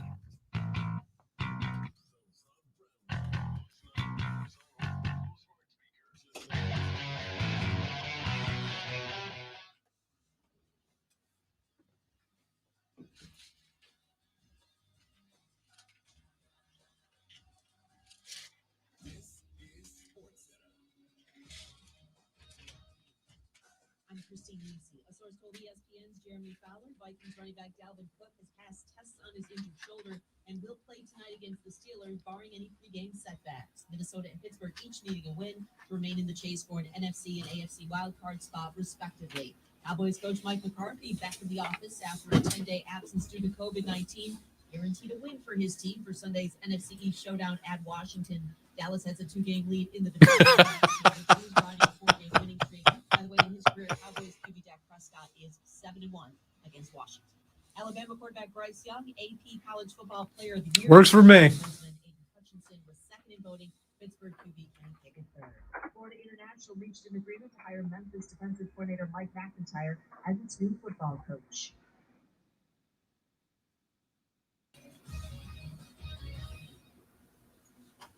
From the Ingles Market Studio, this is ESPN Upstate. ESPN Upstate. Odyssey State. Keeping in shape is important. I tried other products to get my weight down, but nothing has worked like Andrew 400. In just 3 months, I dropped 51 pounds, down from 230 to 179. Plus, the weight summer period, I've gone from a snug 36-inch waist to a 32-inch waist, which I was in high school. I highly recommend the Andrew 400 to all my friends. Guys, are you frustrated because no matter how hard you try? Matt Cardona, a.k.a. Zach Ryder, just tweeted, WWE was my developmental. What a take. Gain energy and confidence and feel great about yourself. Andro 400, the safe, effective, and inexpensive way to boost your testosterone. Go to andro400.com or call 888-400-0435.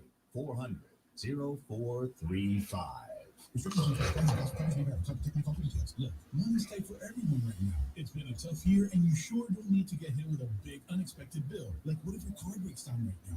How are you paying the bill? If it's your transmission, that's over $3,000. Your engine, up to $6,000. Even minor repairs like your air conditioning can hit your wallet hard. Here's the good news: if you have a car, truck, or SUV that's $19.99 or newer, you can stop paying for repairs right now. That's right. With Protect My Car, when your car breaks down, we pay your repair bill for you. Just dial 800-279-2827 on your mobile phone now to get started. Protect My Car, please.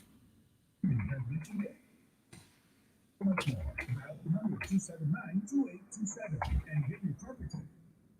No bids. Dial 800-279-2827 on your mobile phone right now and get free roadside assistance, rental, and free oil changes. Dial 800-279-2827 and never pay for car repairs again. Dial 800-279-2827. And you are always in the know.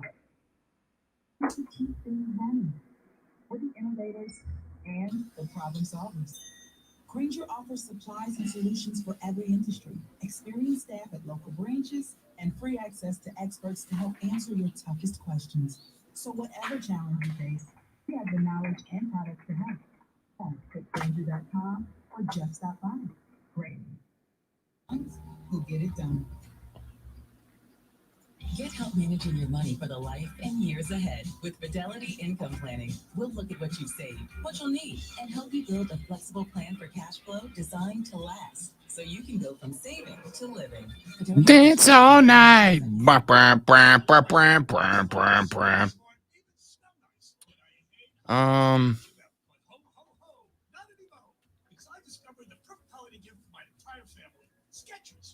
have affordable, comfortable shoes that will make checking ultimate gift list easy as pumpkin pie. The kids go crazy for them. They have shoes that light up and sparkle, shoes that slip on and off, shoes that look cool. Forget about toys this year. Skechers are just as fun and no assembly required. And they're not just for kids. Adults love them too. They've got cozy slippers, comfy winter boots, sneakers for walking, running, outdoors, exercise, and all sorts of work footwear. Or if you're lucky enough to play golf, yep, Skechers has those too. And they all have the exclusive fits and features your family will love. They've got black fit, wide fit, stretch fit, arch fit, and even patch cushioning that feels like you're walking on clouds. Plus, they come with Skechers exclusive air-cooled memory foam for ultimate comfort. And the machine washable. So this is going to give Skechers to everyone. Find them at Skechers Store, Skechers.com, or wherever stylish footwear is sold. The Rob Brown Lockdown on.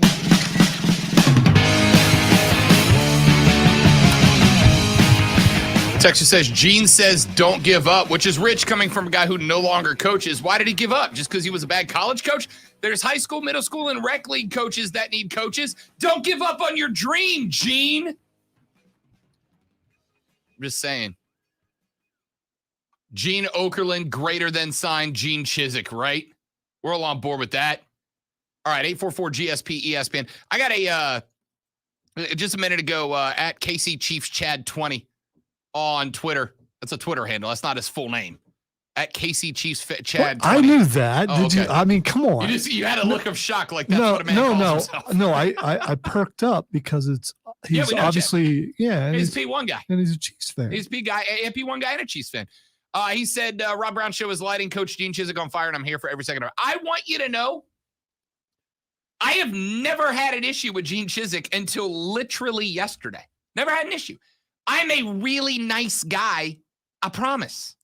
I'm a really nice guy. All I know is we're coming up on Christmas, and you found someone to be angry with every day, and you know. I wasn't mad at anybody yesterday. Well, yeah, you were. Yesterday was Herb Street, wasn't it? Then it wasn't Monday. It was either Monday or Tuesday. One of the days I did not, but yeah, 2 out of 3 I'm batting. But hey, some people deserved it. I'm a really, really nice guy. I avoid confrontation. You want to know why this radio show is not more confrontational? So I'm not a big confrontation guy. You know? What I got to take, I'll throw it out there. We can talk about it. At the end of the day, it's sports. It's fun. I'm not a confrontation guy. But one place you will get me, one place you will turn me into somebody who enjoys confrontation, are hypocrites. Are hypocrites. You show me a hypocrite, not because of the action taken. Well, most of the time, not because of the action taken. I may be mad at the action, but when you preach one thing and do another, like Chiz here, that's when I got a problem with it. And you got to get called out for it because that's the only way people, stop doing that. It's just how it works. 844-GSP-ESPN, 844-477-3776. Ingles text line is open at 71307. Start your text with ESPN so we can read it on the air. Let's take one more break. When we come back here in just a minute from right now, I have another story for me and Lonzo. Ladies and gentlemen, the nerds of the world are rising up in solidarity together to the point that well-known, cool NFL players ride with us now. What a group of Cleveland Browns players start to do to build team chemistry? Tell you what they do when we come back on the Rob Brown Show on ESPN Upstate.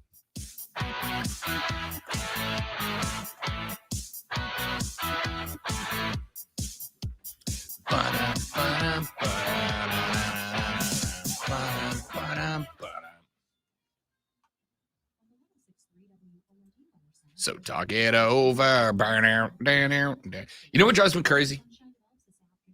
Not in a bad way. All of these songs that are like the royalty-free songs for the stream are all based off of actual songs. And when I hear them, I try justifying the actual song over the royalty-free song. I don't think that song really sounded like the song that you sang incorrectly. Are you sure? Yeah, I don't. It's very similar to a No Doubt song. Oh, because that's a No Doubt song. No, it sounded like you were singing a whole song. No. Are you sure? Let me look it up and make sure.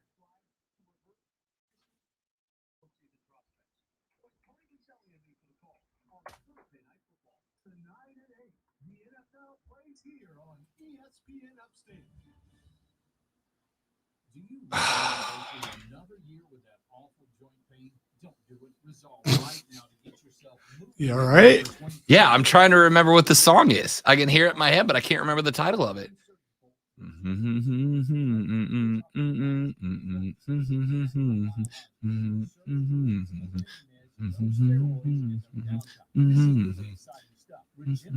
Does anybody on the stream know the song I'm talking about? Keegan, you're a music guy.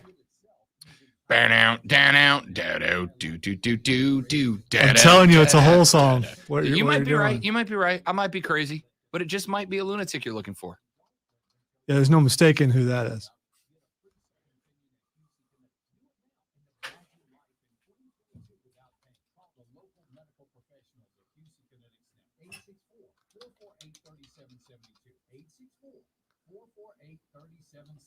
That's 864-448-3772. Cancer. So many lives are touched by cancer. In fact, 1 in 2 men and 1 in 3 women will be diagnosed with cancer. At the American Cancer Society, we're on a mission to free the world from cancer.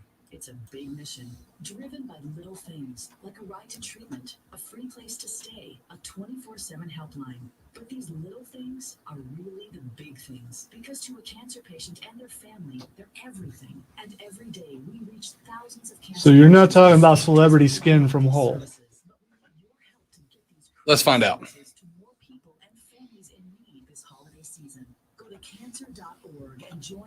Because that's the line you sang was almost from that.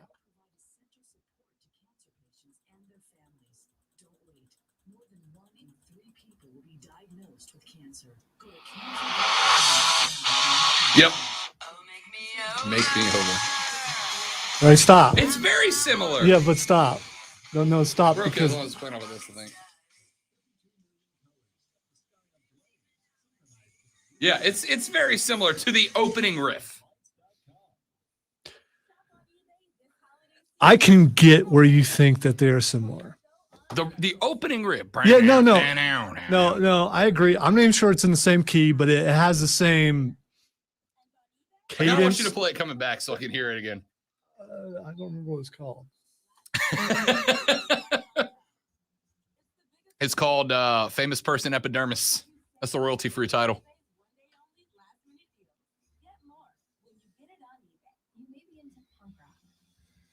Keegan, lighten it up.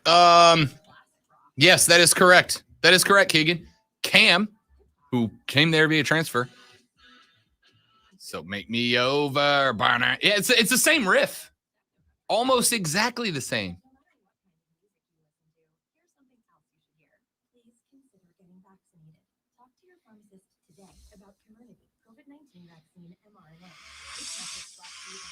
It's almost exactly the same.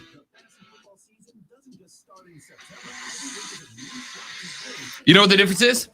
In that one, the second chord is a major, and in this one, the second chord's a minor. See, that's the difference. I think we're having a Queen Vanilla Ice discussion here, and there is one difference in those two. One, but only one.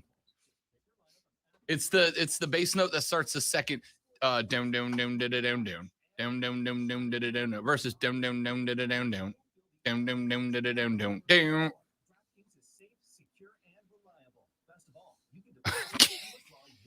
Allegedly. That's right. Enter code BART to get a free shot at millions in total prizes with your first deposit. Do not miss out. Download DraftKings and play the official daily fantasy partner of the NFL. Minimum $5 deposit required. Eligibility restrictions apply. See DraftKings.com for details. We're trophy hosts. Sorry, trophy.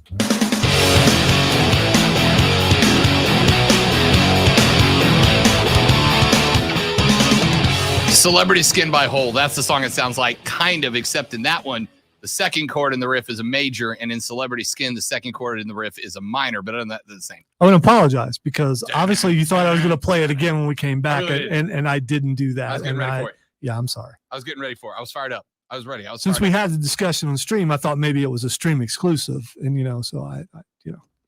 By the way, we're live on ESPN Upstate. Facebook.com/ESPN Upstate, Twitter.com/The Rob Brown Show, or Twitter.com/Lonzo, one word. And on YouTube, search The Rob Brown Show. If you got a smart TV, you can put it up there. So make me over. It's almost the same. I still don't think it's in the same key. And It's maybe not. That's, yeah. It's okay. not. It's a different key. And again, the second is a minor as opposed to, or excuse me, is a major in that one, which is why Celebrity Skins it's a minor. Probably the same chord, just in a different key. So not the same chord. You know what I'm saying? It's what happens when you put nerd musicians in a room. I think the entire problem with everything you just did is you thought that was No Doubt. Yeah, that was I just wasn't a big I wasn't a big fan of Hole. They weren't bad. It just weren't my jam. It's the only Hole song I know.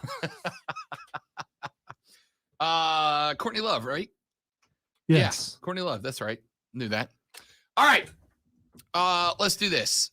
First off, Texter says, Rob, you hated on Clemson all of Monday and Tuesday. Just saying.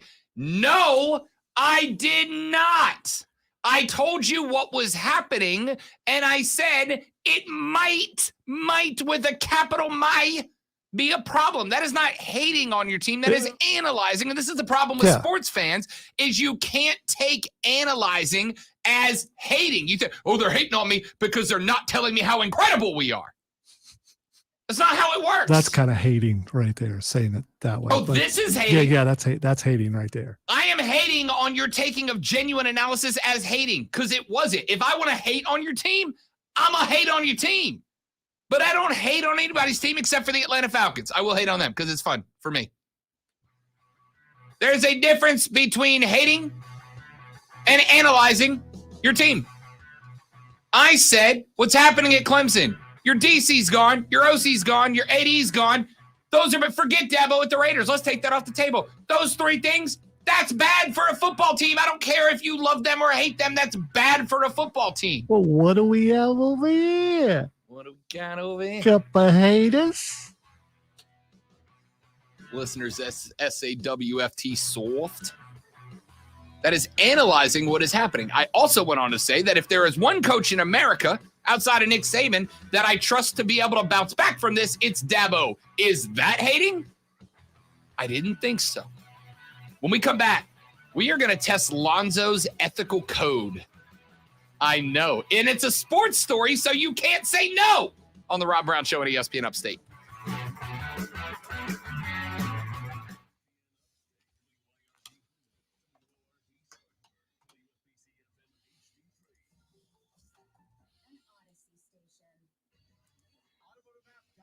Presents your ESPN Upstate Sports Center update, powered by The Score. A lot of change at Clemson. The football program already lost their defensive coordinator, Brent Venables. He became the new head coach at Oklahoma. The expectation is that offensive coordinator Tony Elliott is going to leave to become the new head coach at Virginia. And athletic director David That movie, according to Brian Sizemore, is now called My Cousin Benny.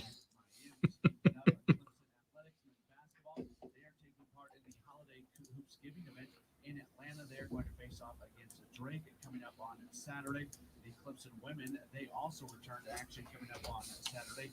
They open up ACC play when they match up against Syracuse. Download the Score app today. Lightning fast sports alerts so you never miss a thing. It's why the Score app is one of North America's most popular sports apps. With your ESPN Upstate Sports Center update, I'm Matt Pauley.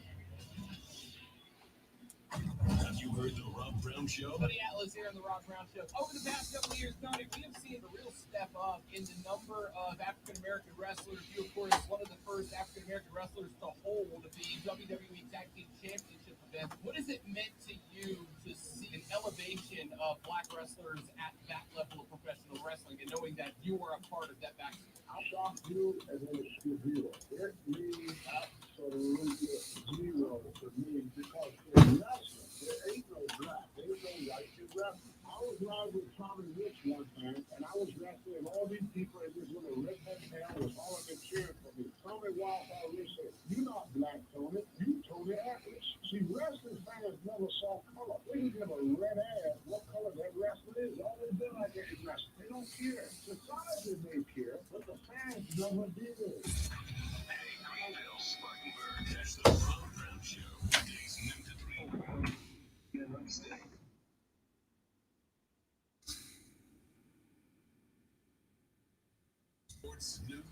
Ba-da-dum, bum, ba-da-dum, bum, bum, bum. It's the Odyssey app for ESPN Upstate.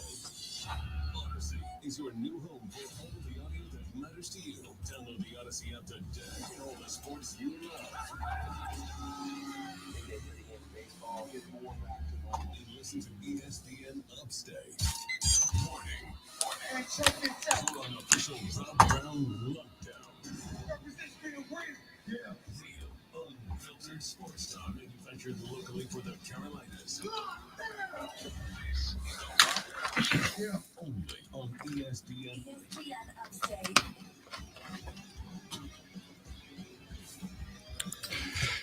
The third, the final, the best, the money hour of the Rob Brown Show goes now. This is ESPN Upstate. Hello, Upstate, South Carolina. It is great to be with you once again. I am Rob Brown. Howdy. Thanks for joining us, because directly across the glass from me is the Alpha and the Omega of ESPN Upstate, the great one, Lonzo, as at the helm, 844-GSP, ESPN, 844-477-3776. Let's test Lonzo's sports ethics here, shall we? Just for funsies. Lonzo, there has been, I don't know if you've watched any of it. I have not. This isn't a possibility of assassination of character. No, not at all. Okay, not at all. Because I've had to deal with those before, No. so I needed to know if I need to prepare myself. No, for not that. the least. Okay, This is a very what would you do question. Okay. There has been, courtesy of a docuseries on, I believe, Netflix, which I have not watched yet, but it is skyrocketed up my list of things that I have to watch. On Netflix, there is a docuseries called Formula One Drive to Survive. It is a documentary crew that followed around. I believe they are going into season 3, season 4. Let's see. Nope, 3 seasons out already. Basically, they have a documentary crew that follows the F1 series around the world as they race. And it picked up a ton of steam on Netflix. Like, I have got, all of the sudden, a ton of F1 racing fans on my social media, which is great. I think people getting into more sports is good. Gives us more access to more sports.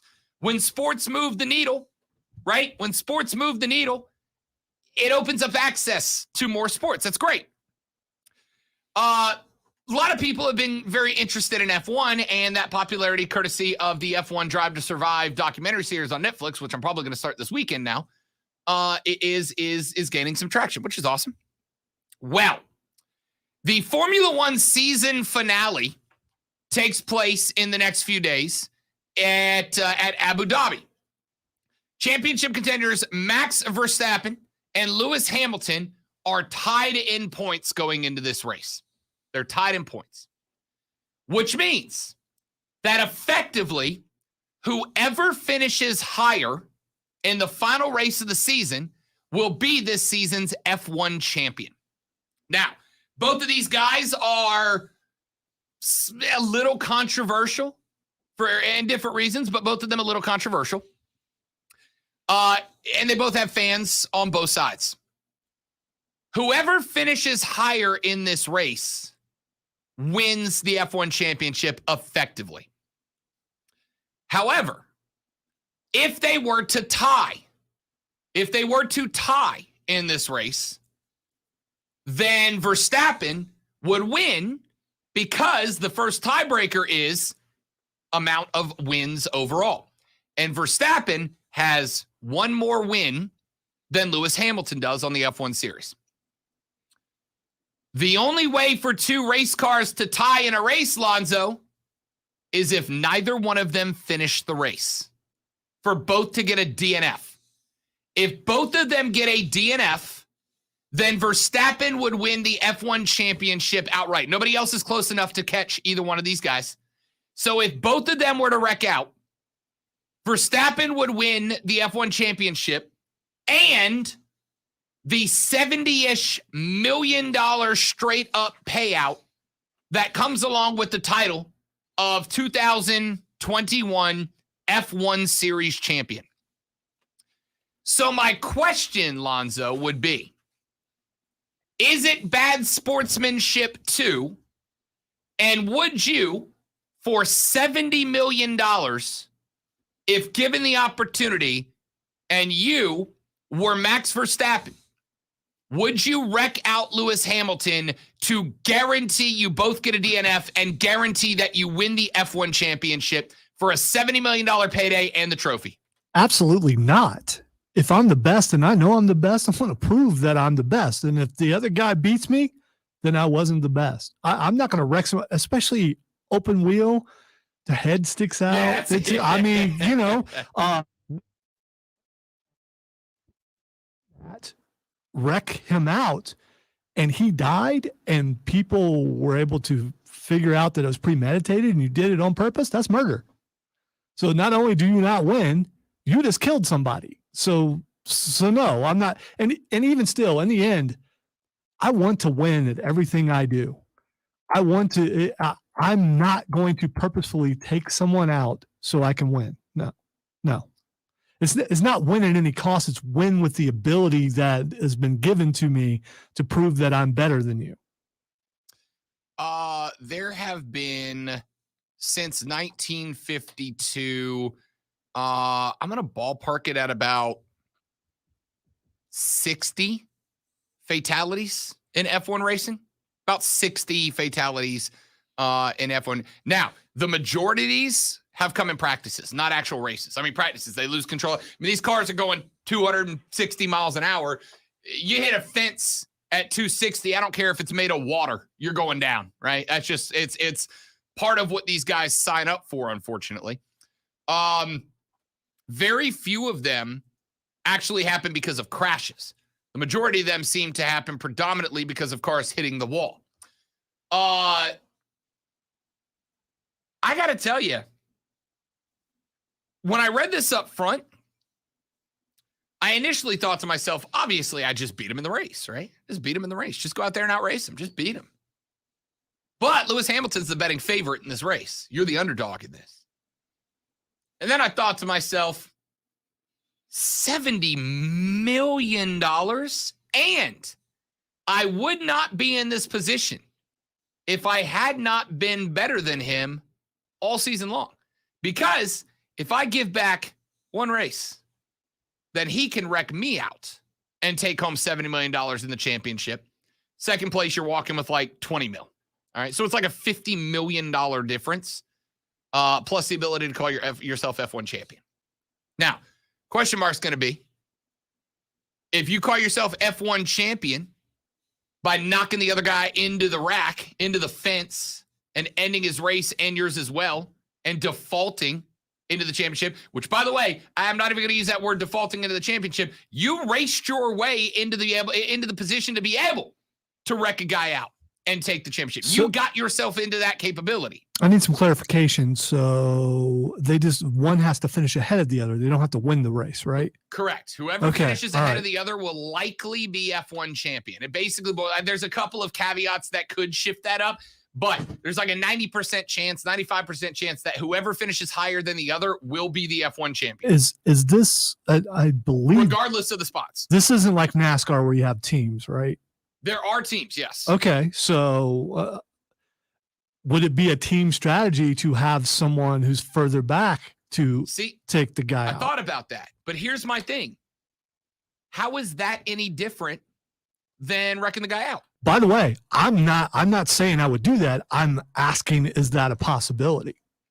Joe says, put him in the tires, or tires with a Y, since it's F1 on a corner. Those corners are safe now, and I got a one-way ticket to the pay window. I tell you, 50 million, and maybe it's different if you already have $50 million in the bank. Like at that point, what's another 50? Yeah, I don't know if this is the first time these guys have been up in the leaderboard, but if they've won before, they're probably doing pretty well. They got money. They're both fine. I mean, these guys are making money hand over fist as F1 drivers, because you're talking about NASCAR sponsorships on steroids, right? Like Ferrari and Lamborghini make the cars they drive. They got money because this is more the world's race than it is. This is a global event. This is a global series. At first, because the first thought I had was maybe I don't wreck them, but maybe I radio the guys on my team and I go, hey, if 19 comes up behind you, just jump in front of him, slow him down for me. That's the same as wrecking him because you're not out racing him at that point, right? You're not out racing him. You're using a blocker. It's no different than using the tires as a blocker. Well, what do you do if one of your teammates wrecks him out? How do you feel about that, winning because of that? You had nothing to do with it, but one of those guys either on purpose or accidentally takes the guy out. Yeah, I mean, how do you... These cars, by the way, are way more fragile than the NASCAR cars. Yeah, they just all it takes is a break bump up. and they break up. Exactly. Yeah, there's no pitting ticket. Yeah. There's no block this guy and bump him back. If he touches you, your car falls apart. All right. I don't know, man. I got to tell you, and maybe I'm a bad person. Maybe I'm a bad person. But I got to tell you, if it's late in the race and this dude and I are neck and neck, I might slide coming out of turn 4 just a little bit for $50 million difference in a paycheck. So what if you decide, all right, I'm taking him out so I can win this money? What if you take both of you out? That's fine, because if you both get a DNF, you win. That's the point. Yeah. If you both fail to finish the race, you win the championship. So the best thing for you to do is to take, but that's what I'm saying.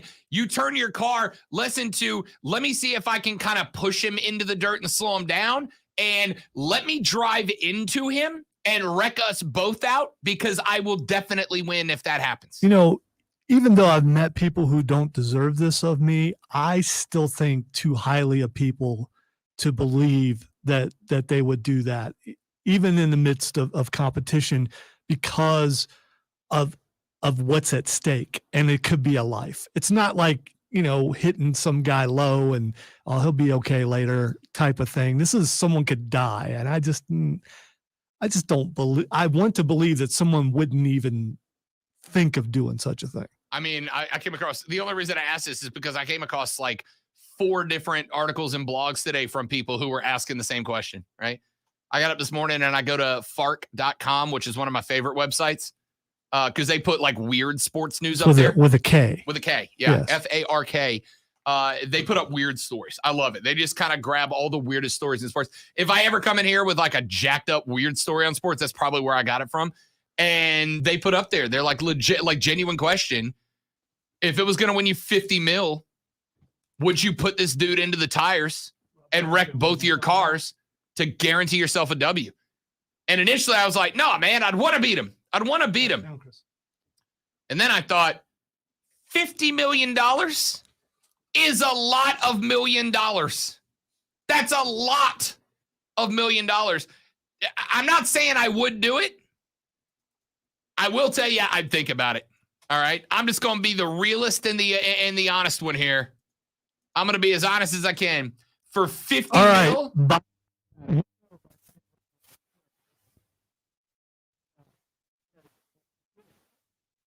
Earlier was right. No. I was right. No. Thank you, Lonzo. No. Texter says, I'd wreck my mom out for that much money. Probably a reason why she threw you out at 16. Chris is on the line to talk a little bit about it. What's up, Chris? Welcome to the show, buddy. Thanks for taking a minute. In the famous words of the $1 million man, Ted DiBiase. Say it. Everybody has a price. Yeah. And anybody who thinks otherwise is absolutely fooling themselves. We all play in the gray area when it comes to sports, and I know this is an individual sport. What if this happened in race 2? Because there were moments in F1 this year where perhaps Verstappen didn't give enough room for Lewis Hamilton to be able to pass him, so he had to drive through the dirt. That impacted the overall standings of this season. We play in the gray areas all the time. Lonzo kind of mentioned it, but it is similar to Yannick Ngakoue with what he did on Logan Thomas. What if that's a career-ending injury that he did? It wasn't illegal, but it clearly was something that was outside the bounds of what would be considered fair play, because at that moment, Ngakoue thought that gave him the best chance to win by doing that. Winning, if it is the ultimate thing and it's what gains the prizes that people are looking for, They are going to play in the gray, my friend. Yeah, what's the old phrase? We say this about college football all the time. Everybody cheats. Some are just better at not getting caught, right? And this isn't even cheating per se. I'm sure that it's probably it's one of those unwritten, frowned upon things that you don't wreck guys out. But you're right. There has been I'm guessing cracking someone is against the rules. I know. I don't know all the rules, but yeah. It's one of those things that, hey, so is talking to recruits and handing them money to sign with your school. Wink, wink, nudge, nudge. So is forcing somebody into the dirt when they have the passing lane for you in F1 as well. That is also against the rules. And Chris is somebody who is like just getting into F1 fandom. Like I've watched, I haven't even started the F1 Drive to Survive series, but I've got a buddy, my old radio show co-host back from my previous days. He went from guy who doesn't like racing to guy that's getting up at 4 a.m. to watch F1 qualifying events now, right? Like he's a huge fan. Lewis Hamilton has had a couple of controversial moments this year for maybe kind of playing in that gray area that's been frowned upon too, right? Like it's not like these are two really clean guys. Yeah, Hamilton has definitely been accused of that some this year. Verstappen occasionally with some as well. But, it's kind of becoming very similar to how the Premier League is viewed here in the United States.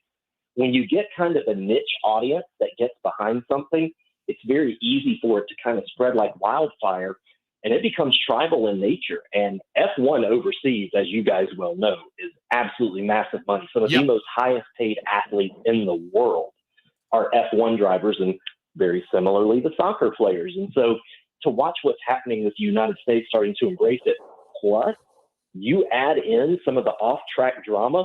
Look at some of the comments that Max Verstappen's dad had regarding Lewis Hamilton and his thoughts about Hamilton. It adds that tabloid element to it that overseas they love, and we certainly eat it up over here in the States as well. Chris, great talk, buddy. Appreciate it. Thank you for the insight as an F1 fan. That's awesome. Yeah, it's like I said, I might feel differently about it. Like if Lewis Hamilton was like, I don't know, a really good guy, right? Like he's a really good guy and everybody loves him and he never does anything wrong, then I'm less likely to do it. But Lewis Hamilton is a guy that's known for getting a little dirty on the track to get some dubs as well, right? He's got that Dale Earnhardt mentality. Rubbin's racing, baby. If you ain't cheating, you ain't trying. That's the mentality. Lewis ain't exactly a clean guy who's always within the rules too, which makes me, look, if you've been willing to drive people in the dirt to win races in the past, you can't get mad at me for doing it to you, right? I love it. I don't know that I've ever watched an F1 race at full length. I'm probably going to watch this race now. I'm probably going to watch it. Fight Club comes up next, and boy, is it going to be stacked with stuff. Lonzo guides us through the world of combat sports when we come back on The Rob Brown Show and ESPN Upstate.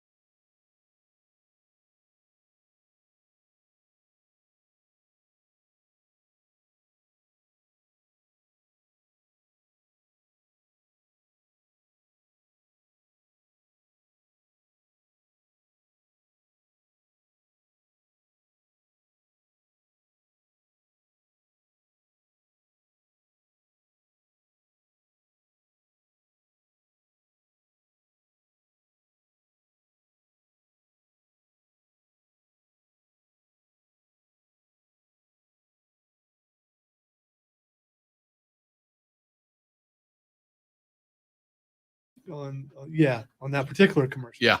This has happened in the past. There's nothing wrong with that. I mean, these People love things that rhyme. They do. They absolutely do. Texture says, Lonzo, how quick will Olivier dispatch of Dustin Poirier this Saturday night? I give him 1 round. His jiu-jitsu is just too overwhelming for a guy like Diamond. Well, Texter. Who can't hear you right now, I'm assuming. Well, maybe they can. Well, they might be watching the If you're watching, that's one of the first things we're going to talk about in the Fight Club. Well, I'll be goodness gracious. I know there's a bunch of other stuff too. There's just a ton of things.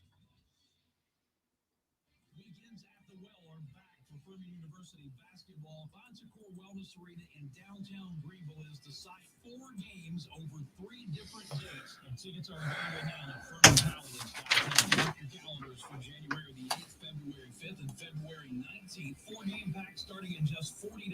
Individual game tickets are on sale. All the information at FurmanPaladins.com. It's weekends at the Well. Furman basketball returning to downtown Greenville. Scotland here from Westwood One, the Thursday Night Football preview. From Minneapolis, Week 14 kicks off with the Minnesota Vikings hosting the Pittsburgh Steelers.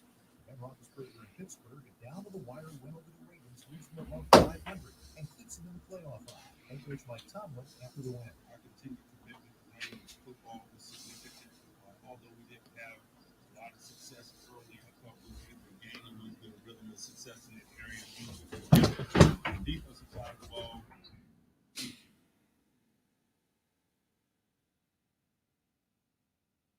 Kirk Cousins and the Vikings last year, putting folks in jeopardy with a 5 or 7 round. Yes, Stephen, I have.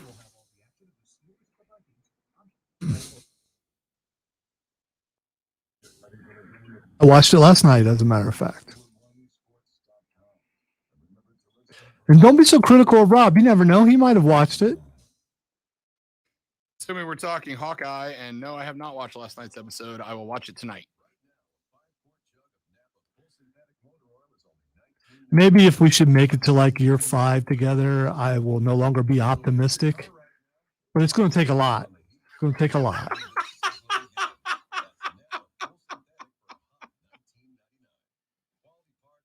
You know, I ordinarily don't watch things the night they drop, not because I don't want to. I didn't get done hosting trivia till 10:30 last night. When I got And home, you're 72 years old, so when you get home at 10:30, you got to eat your pudding and go to bed. first off, I didn't go home at 10:30. That's when I got done hosting. Okay. trivia. All right.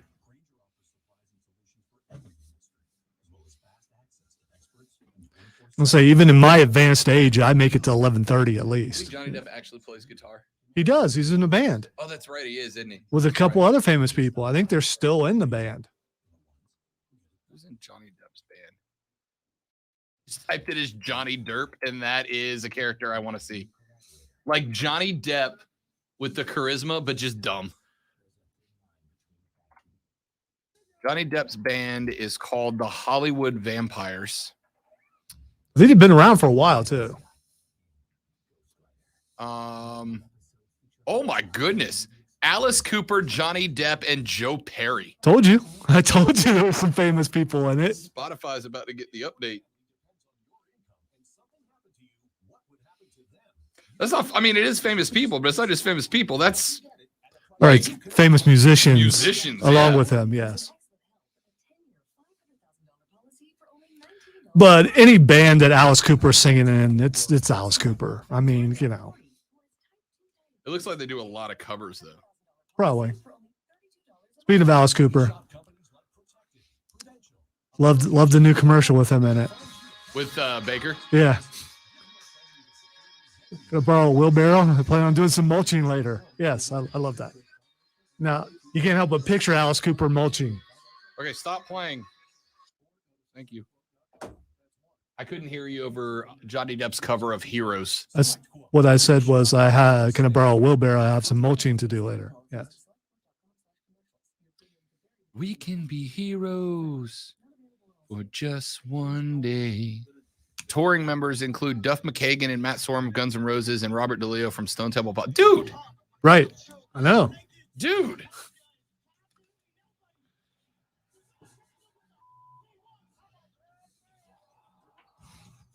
All right, right, welcome to the Fight Club. So many things to talk about in this episode.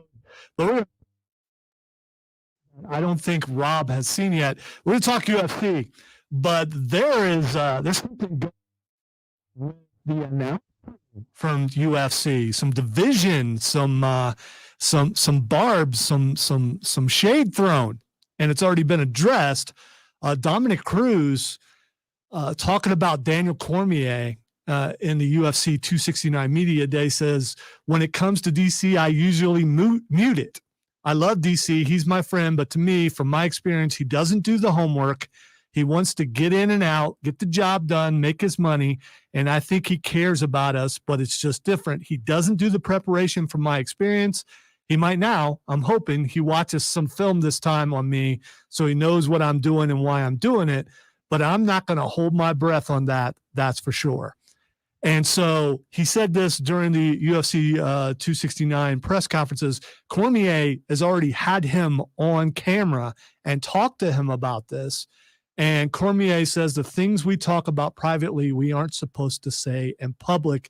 That's what you just did. That's our rule. You say so many things privately that I would never say publicly. You and I say things privately that we would never say publicly. So the conversation goes on, and Dominic Cruz says that he considers Daniel Cormier his brother, but it was kind of constructive criticism.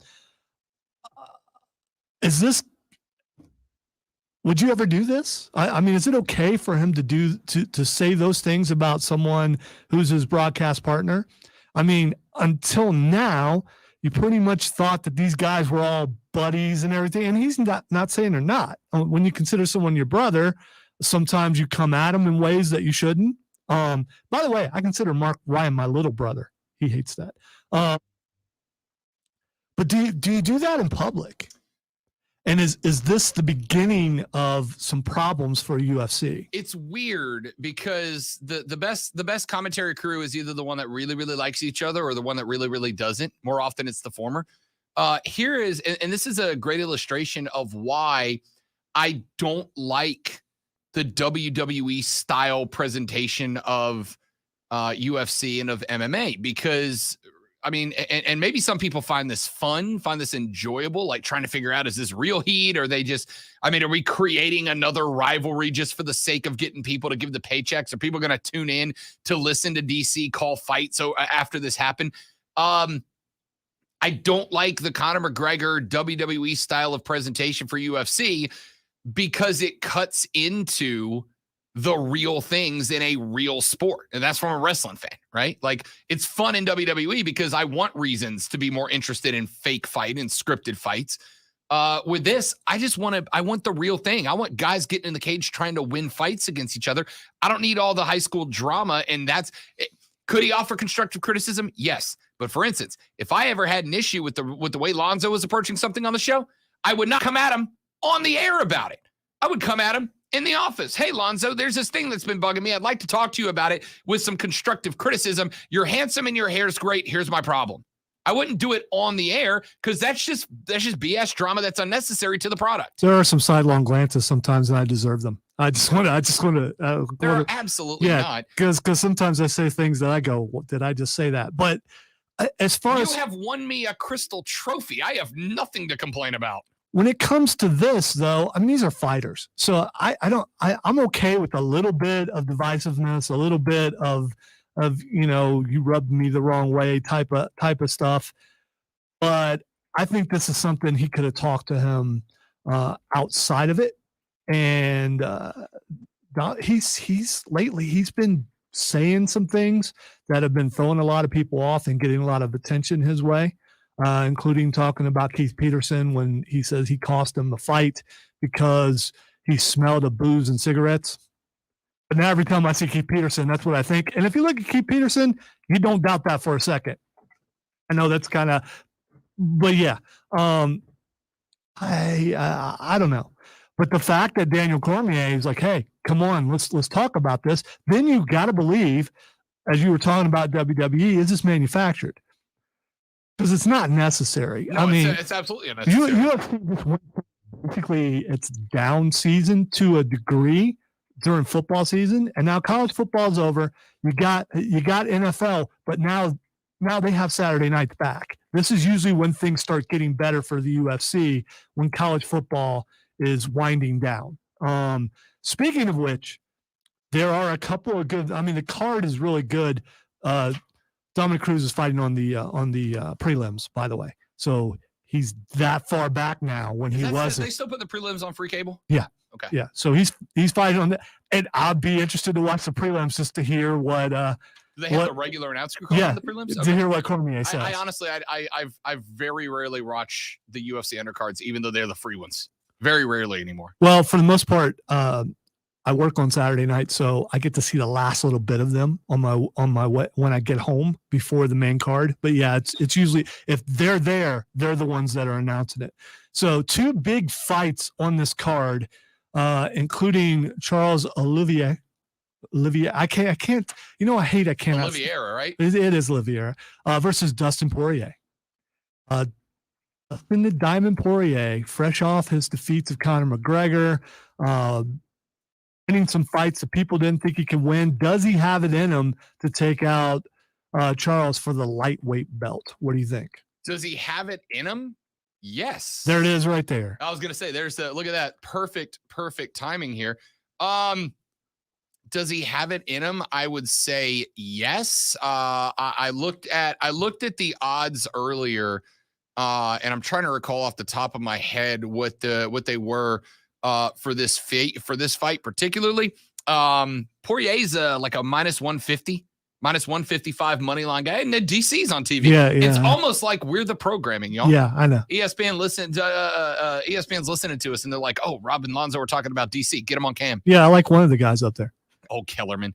Dustin Poirier's minus 155. Vegas does not hand out. Now, it's not a huge money line, right? I think every other fight on this card has longer odds or I guess shorter odds for favorites than this. I think Amanda Nunes is like a minus 900 or minus 1,000 on the money line. So it's almost a guaranteed win. Minus 155. Yes, but I do think it's probably going to be the tightest fight Poirier's had in a while. The question is, does Poirier go into this with the same believing that he was getting the best McGregor and that the effort for McGregor was good enough for this fight? Because I don't think it will be. Unless you believe, like we do, that McGregor's on the downside of his career, I don't see any way that Poirier wins this. If he does, he'll win me over. The second main card match is Amanda Nunes versus Juliana Pena for the bantamweight belt. And my question for you is, can dominance of a sport diminish the sport? If someone is so dominant in a sport, does it make it boring? Because we've had this conversation to a certain degree when it comes to college football. The same 3 or 4 teams are always there. If you have a champ that looks unbeatable, that no one is probably going to take it down, would you become interesting again? Or do you root for them to stay dominant as long as they possibly can? I enjoy them for displaying the heights of the sport, right? I don't know. I don't need dominant athletes to leave. I enjoy watching someone redefine it. Amanda Nunes is redefining the sport right now, right? Like, is Nunes higher right now than Rousey was at her peak? Yes, I she say is. absolutely, right? Yes. And They're so far. There you go. And because they were saying the same thing about other people, and like about Rousey and about Shevchenko, about Cyborg. I mean, they say these things. McGregor at one point. Yeah. But with Nunes, it's undisputed. Yeah, right? at least at the moment. With all those other guys, there were guys we could point and go, that's the competition. That's competition. Who's competition for Amanda Nunes? If she's leading the card, usually I won't buy it because she's going to win. And if you're a fan of her, of course you do it. And you're like, yeah. And by the way, I am. I love Amanda Nunes. And I'm not. I love her as a person and a fighter. I'm just not. And and sometimes when you're not a fan of someone, you watch just to see them lose. Like John Bones Jones, anytime he's on, I'm watching because I want to see him lose. And who knows if he'll ever fight again. They'll probably go, it's okay. You can't at this point, right? Yeah, well, you would think he wouldn't be able to, but he's come back before. So I kind of would like to see her retire. I don't. Give me dominance. Listen, I want LeBron at the top of his game for as long as he can be, just like I wanted Jordan at the top of the game as long as he could be, just like I wanted Kobe. I love watching a fighter clearly redefine the sport, and I think Amanda Nunes is doing that. Plus, she gives us a measuring stick by which to measure the next great one, right? The next Amanda Nunes. The measuring stick is being set, and I love watching someone who has a clear dominance over their sport, regardless of what the sport is. I don't think she needs to go anywhere. I think she can keep doing what she's doing. And when somebody comes along that can beat her, then we know who the next compelling fighter in that division is going to be. All right. I don't want to get in a situation that we were in last week, so I'm just going to skip over a couple things. We good? It's Fight Club, baby. And talk about the tag team guru in NXT. Bro. And it's Riddle. And I was not, and I'm so happy about that. It was perfect. It really was. It was so good. And I hope he continues to be a mentor for them because they need something like that. They got over so quick during the COVID year where there were no crowds, and then crowds just don't act like they like them. And I don't know why, because they're likable. They really are. And I think it's yeah. See, right away, you don't, what, are they not heelish enough for you? What are they? No, the opposite. The opposite. When they came onto the scene and were doing the underdogs that nobody believes in trying to get to the top, I was actually invested. I really was. And then they won it. And then they became like quasi-heel. Like they're not really heels. They're kind of tweeners. You have got to be very charismatic to pull off the tweener role, right? I think of the great tweeners. Stone Cold Steve Austin was technically a tweener. Yes, right? he was. Technically a tweener. You got to be great to pull a guy off who rides the middle, and they're developmental. I don't buy into we're not good guys, we're not bad guys. They're trying to do like a Roman Reigns light, but as a tag team, right?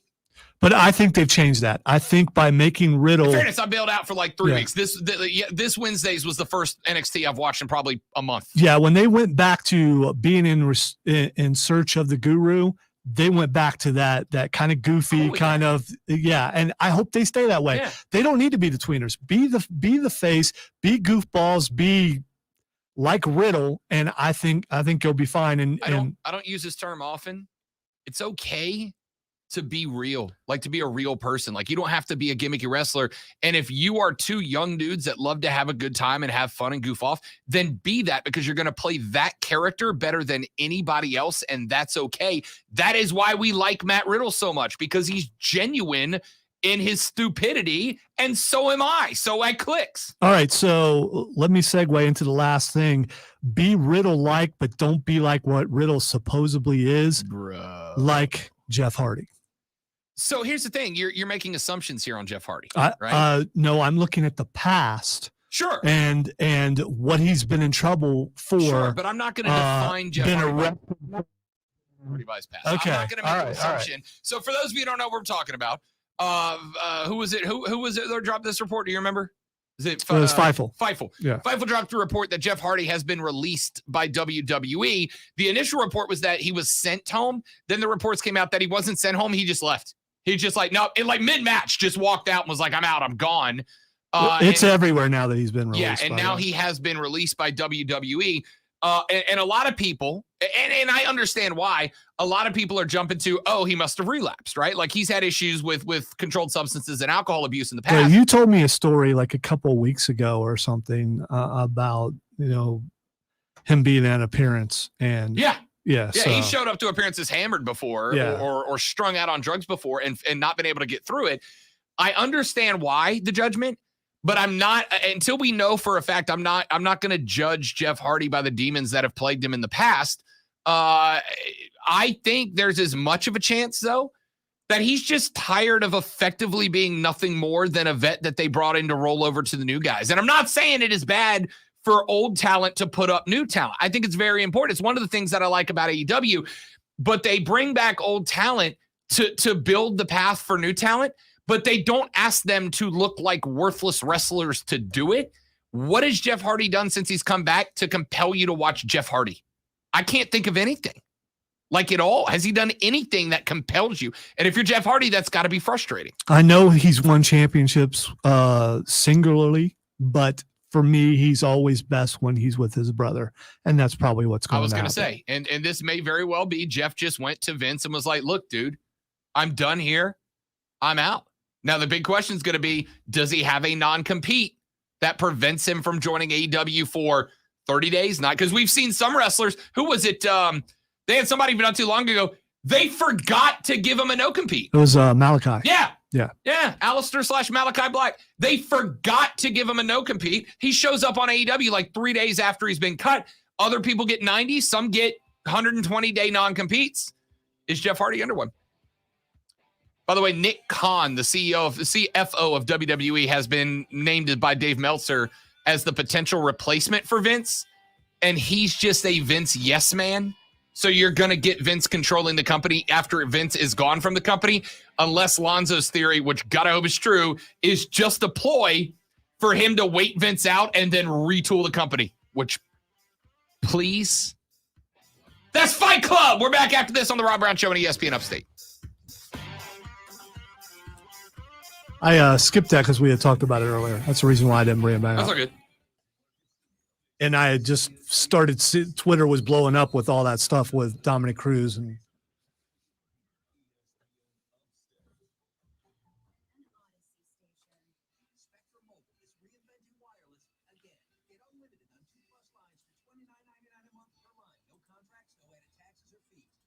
nationwide 5G. Save up to 60% with Spectrum Mobile. Get unlimited on 2+ lines for $29.99 a month. Call 855-438-2999 or visit the store near you. Offer valid for new customers on 2+ unlimited plans. Ultimately, network plans. Savings based on 2-line comparison of unlimited plans from major national carriers is not one prepaid excluded. This feature is sponsored by Navarre. Worried about what you're breathing in? With each breath, allergies, germs, and viruses get trapped in your nose. Now there's a simple, easy, and effective way to clean your nose and protect your health. It's called Navage. Navage. Available at Navage.com. The Upstate Holiday Light Show is going on now at Greenville Pickens Speedway. Drive through a nighttime Christmas wonderland as 32 million colors set the sky ablaze, synchronized to the music of your favorite holiday classics. UpstateLights.com. Dell Technologies end-of-year sale is the perfect time to upgrade tech. Save big on the latest computers featuring Windows 11 Pro that easily automate workflows. Don't forget to shop servers, storage, and top brand electronics with savings up to 45% and all with free shipping.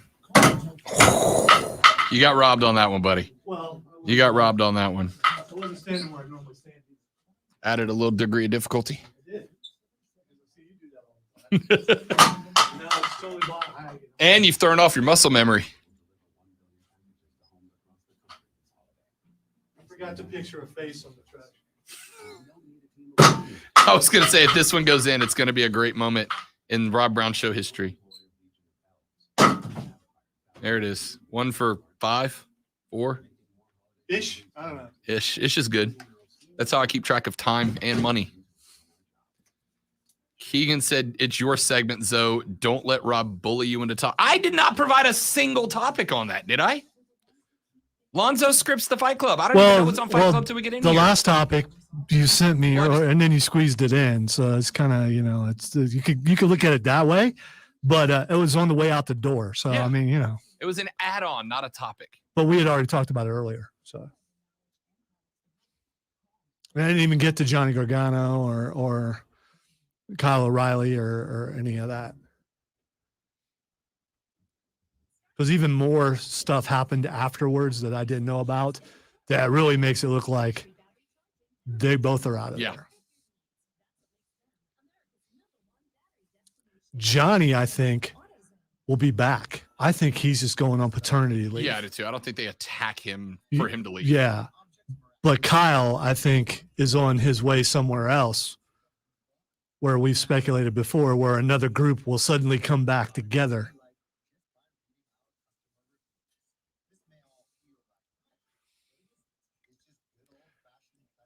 And it's not even about taking the elite down, because the elite are not the same without their leader there. Yeah. It's just not the same. I think you probably get a handful of months of a faction. You're probably going to get, and then you'll start to see the split between O'Reilly and Fish and the Jacksons, and then Adam Cole's got to kind of try to play the middle, and then he has to pick a side, which ultimately I would bet you he picks against Undisputed Era. Don't you want to see the UE against the Elite, though? Oh, 100%. Yeah. But like I said, I think I think you'll end up getting a couple of UE versus Young Bucks matches with Adam Cole as a go-between. QC in the next break.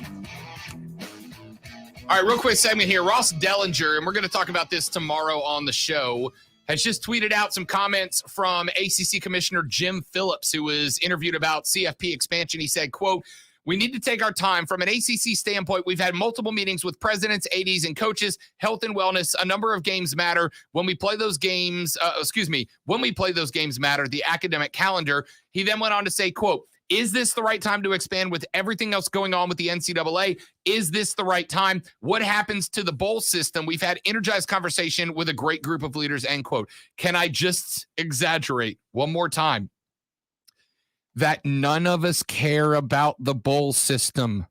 All right. I know it matters to you because there's TV contracts involved and there's money involved, but there's not as much money in the Tostitos Bowl. Well, I guess a Fiesta Bowl, maybe. There's not as much money in the Liberty Bowl as there is in adding more playoff games. There's not as much money in the Citrus Bowl or the Outback Bowl as there is in adding more playoff teams. Stop it. Take some of the bowl games, transfer them into playoff games, and you can even add more bowl games for more money if you want. Stop pretending like the bowl system as is a justifiable reason not to expand, because it's not. It's sponsors, man. It's sponsors. That's really what The it bowl is. games don't even have to go anywhere.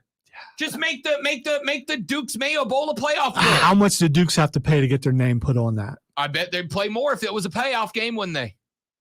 They're paying $1 million for the game. You But think they'd pay $3 million if it was a playoff game? If you think about it, if you make less bowls, there's less opportunities for sponsorships. Don't make less bowls.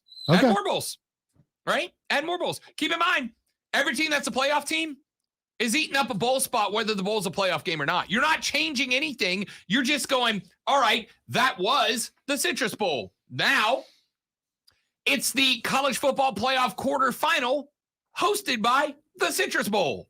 You don't have to change a thing. We're just changing 12 games to be playoff games instead of bowl games. That is a lame, worthless excuse, Commissioner Phillips. I hope to see the playoff before I retire. Quick break. Twitter to wrap it up when we come back on the Rob Brown Show on ESPN Upstate. QC. That's right.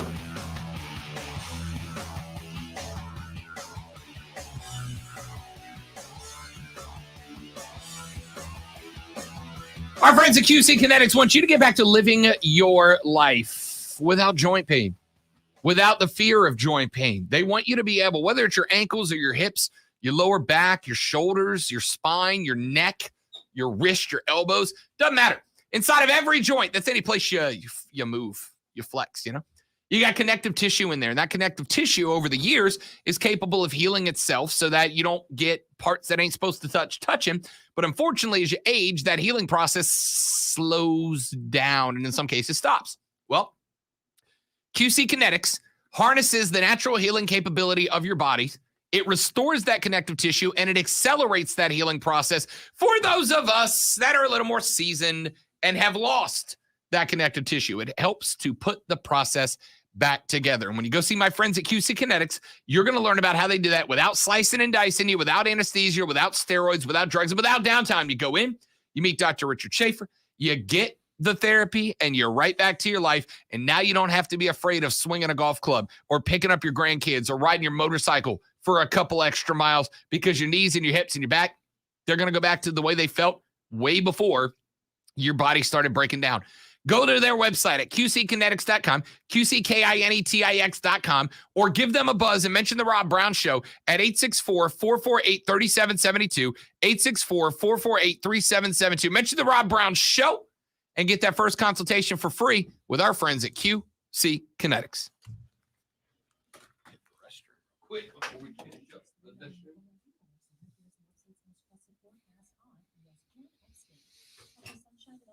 afternoon, high around 53. Tonight, a slight chance for rain late, cloudy, low near 40. Friday, a chance for rain showers, cloudy, high 59. Saturday, chance for rain, low 69. And Sunday, sunshine, high 54. Meteorologist Jennifer Buchinski on ESPN Upstate. Currently, it's 46. Saturday, it's one of college football's greatest traditions when Army meets Navy. Hey, folks, this is Jason Horowitz of Westwood One Sports. Join John Sadak, Ross Hunter, and Teresa Rapp from MetLife Stadium for all the pageantry and the action. Can the Black Knights win the Commander-in-Chief's trophy again, or will the midshipmen have the upset and their biggest win of the year? If it's the Army-Navy game, it's right here. Saturday afternoon at 2 on your home for the best games in college football. ESPN Upstate. Good things come in small packages, they say, especially if it comes from Scatel's, a local tradition for over 25 years. And as a thank you, the entire store is now 25% off. Scatel's provides a large selection with the lowest prices guaranteed, with free financing and payments as low as $49 a month, backed by a lifetime warranty. Details at ScatellsJewelers.com or in Spartanburg on East Blackstock Road. Scattell her, you love her, with Scatells Jewelers. Hey, it's ESPN Upstate's Mark Ryan. Join me at Ingles Markets this and every Thursday from 3 to 7 with a special live edition of Offsides with Mark Ryan. This Thursday, we'll be at 2212 Poinsett Highway in Greenville. Brought to you by Ingles Markets on ESPN Upstate. Jay Farner here, CEO of Rocket Companies. If you thought you missed your chance to refinance and save, think again. Mortgage rates have recently dropped below 3%, and Rocket Mortgage can help you save big. You could lower your monthly payment and prepare yourself for a better financial future. But you've got to act now. Call us today at 833-8-ROCKET or go to rocketmortgage.com. Conditions apply. Equalize and lender license in all 50 states. MLS ConsumerAccess.org. Member services. Total wine, oh total wine, how wondrous our selection. Gifts galore and so much more, and else to answer questions. Wine spirits beer, how lovely are the prices here. With our wondrous selection and totally low prices, Total Wine & More is your savings wonderland. You're responsible. Word of mouth Of the people that you thriving.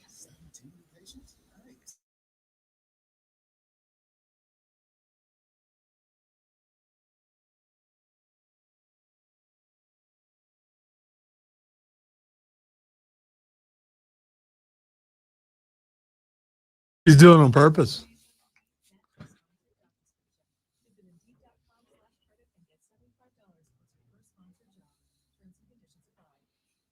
Shop on eBay this holiday season to get more. Go on Samuelson or get more. Your buck on this season's hottest catching days. And on eBay, I prefer the rolling. Sound like a gym up in here.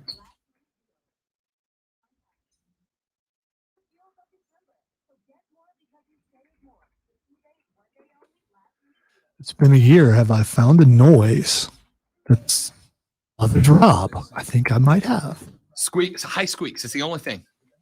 Nails on a chalkboard doesn't really bother me. Doesn't bother me either. High squeaks. Noise that bothers me is this. And whistling.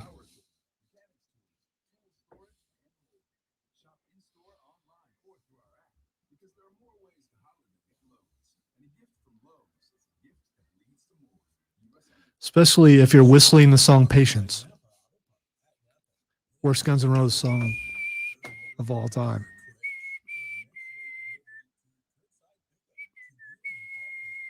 That's the loudest I can whistle, by the way. I cannot whistle louder than that.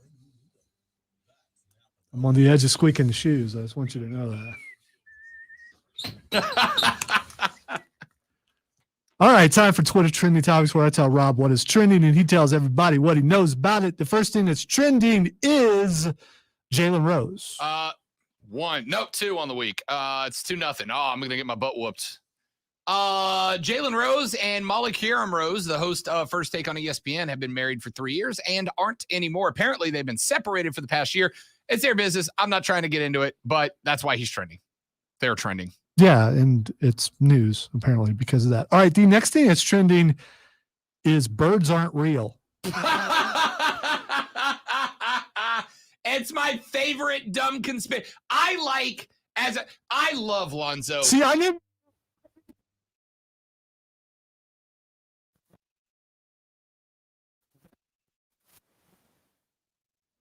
Favorite dumb things is going down the rabbit hole of people who truly believe stupid, not conspiracy theories, stupid conspiracy theories. All right. The earth is flat. No, it's not. You can look at it. That's a dumb conspiracy theory, right? There is a conspiracy theory out there that birds aren't real, that birds are actually government created surveillance drones, right? Yes. Perfect time. There's no such thing as birds. They're nothing more than government-created surveillance drones set to spy on you and your family. They're watching, waiting, collecting your information. For what reason? We'll never know. But never forget, hashtag birds aren't real. Dude, are you the guy who does from the radio? Because you sound like the guy who actually does those commercial spots. That was one of the better ones. So good. So good. When you look up and you see a pigeon, are you watching a pigeon? Or is the pigeon watching you? Find out tonight on Twitter's dumbest conspiracy theories. Birds aren't real. Unless somebody came up with a cool band name, Birds Aren't Real, which would be a hilarious name for a band. Again, I didn't look it up, but I am not surprised that you knew exactly what it was, because that's what this segment is all about. Texter says ESPN facts. That's why birds sit on power lines to recharge.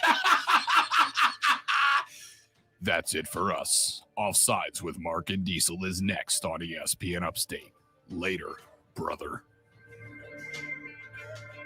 ESPN Upstate. Thanks for hanging out, stream. I'm sorry I'm so dumb, but it's funny.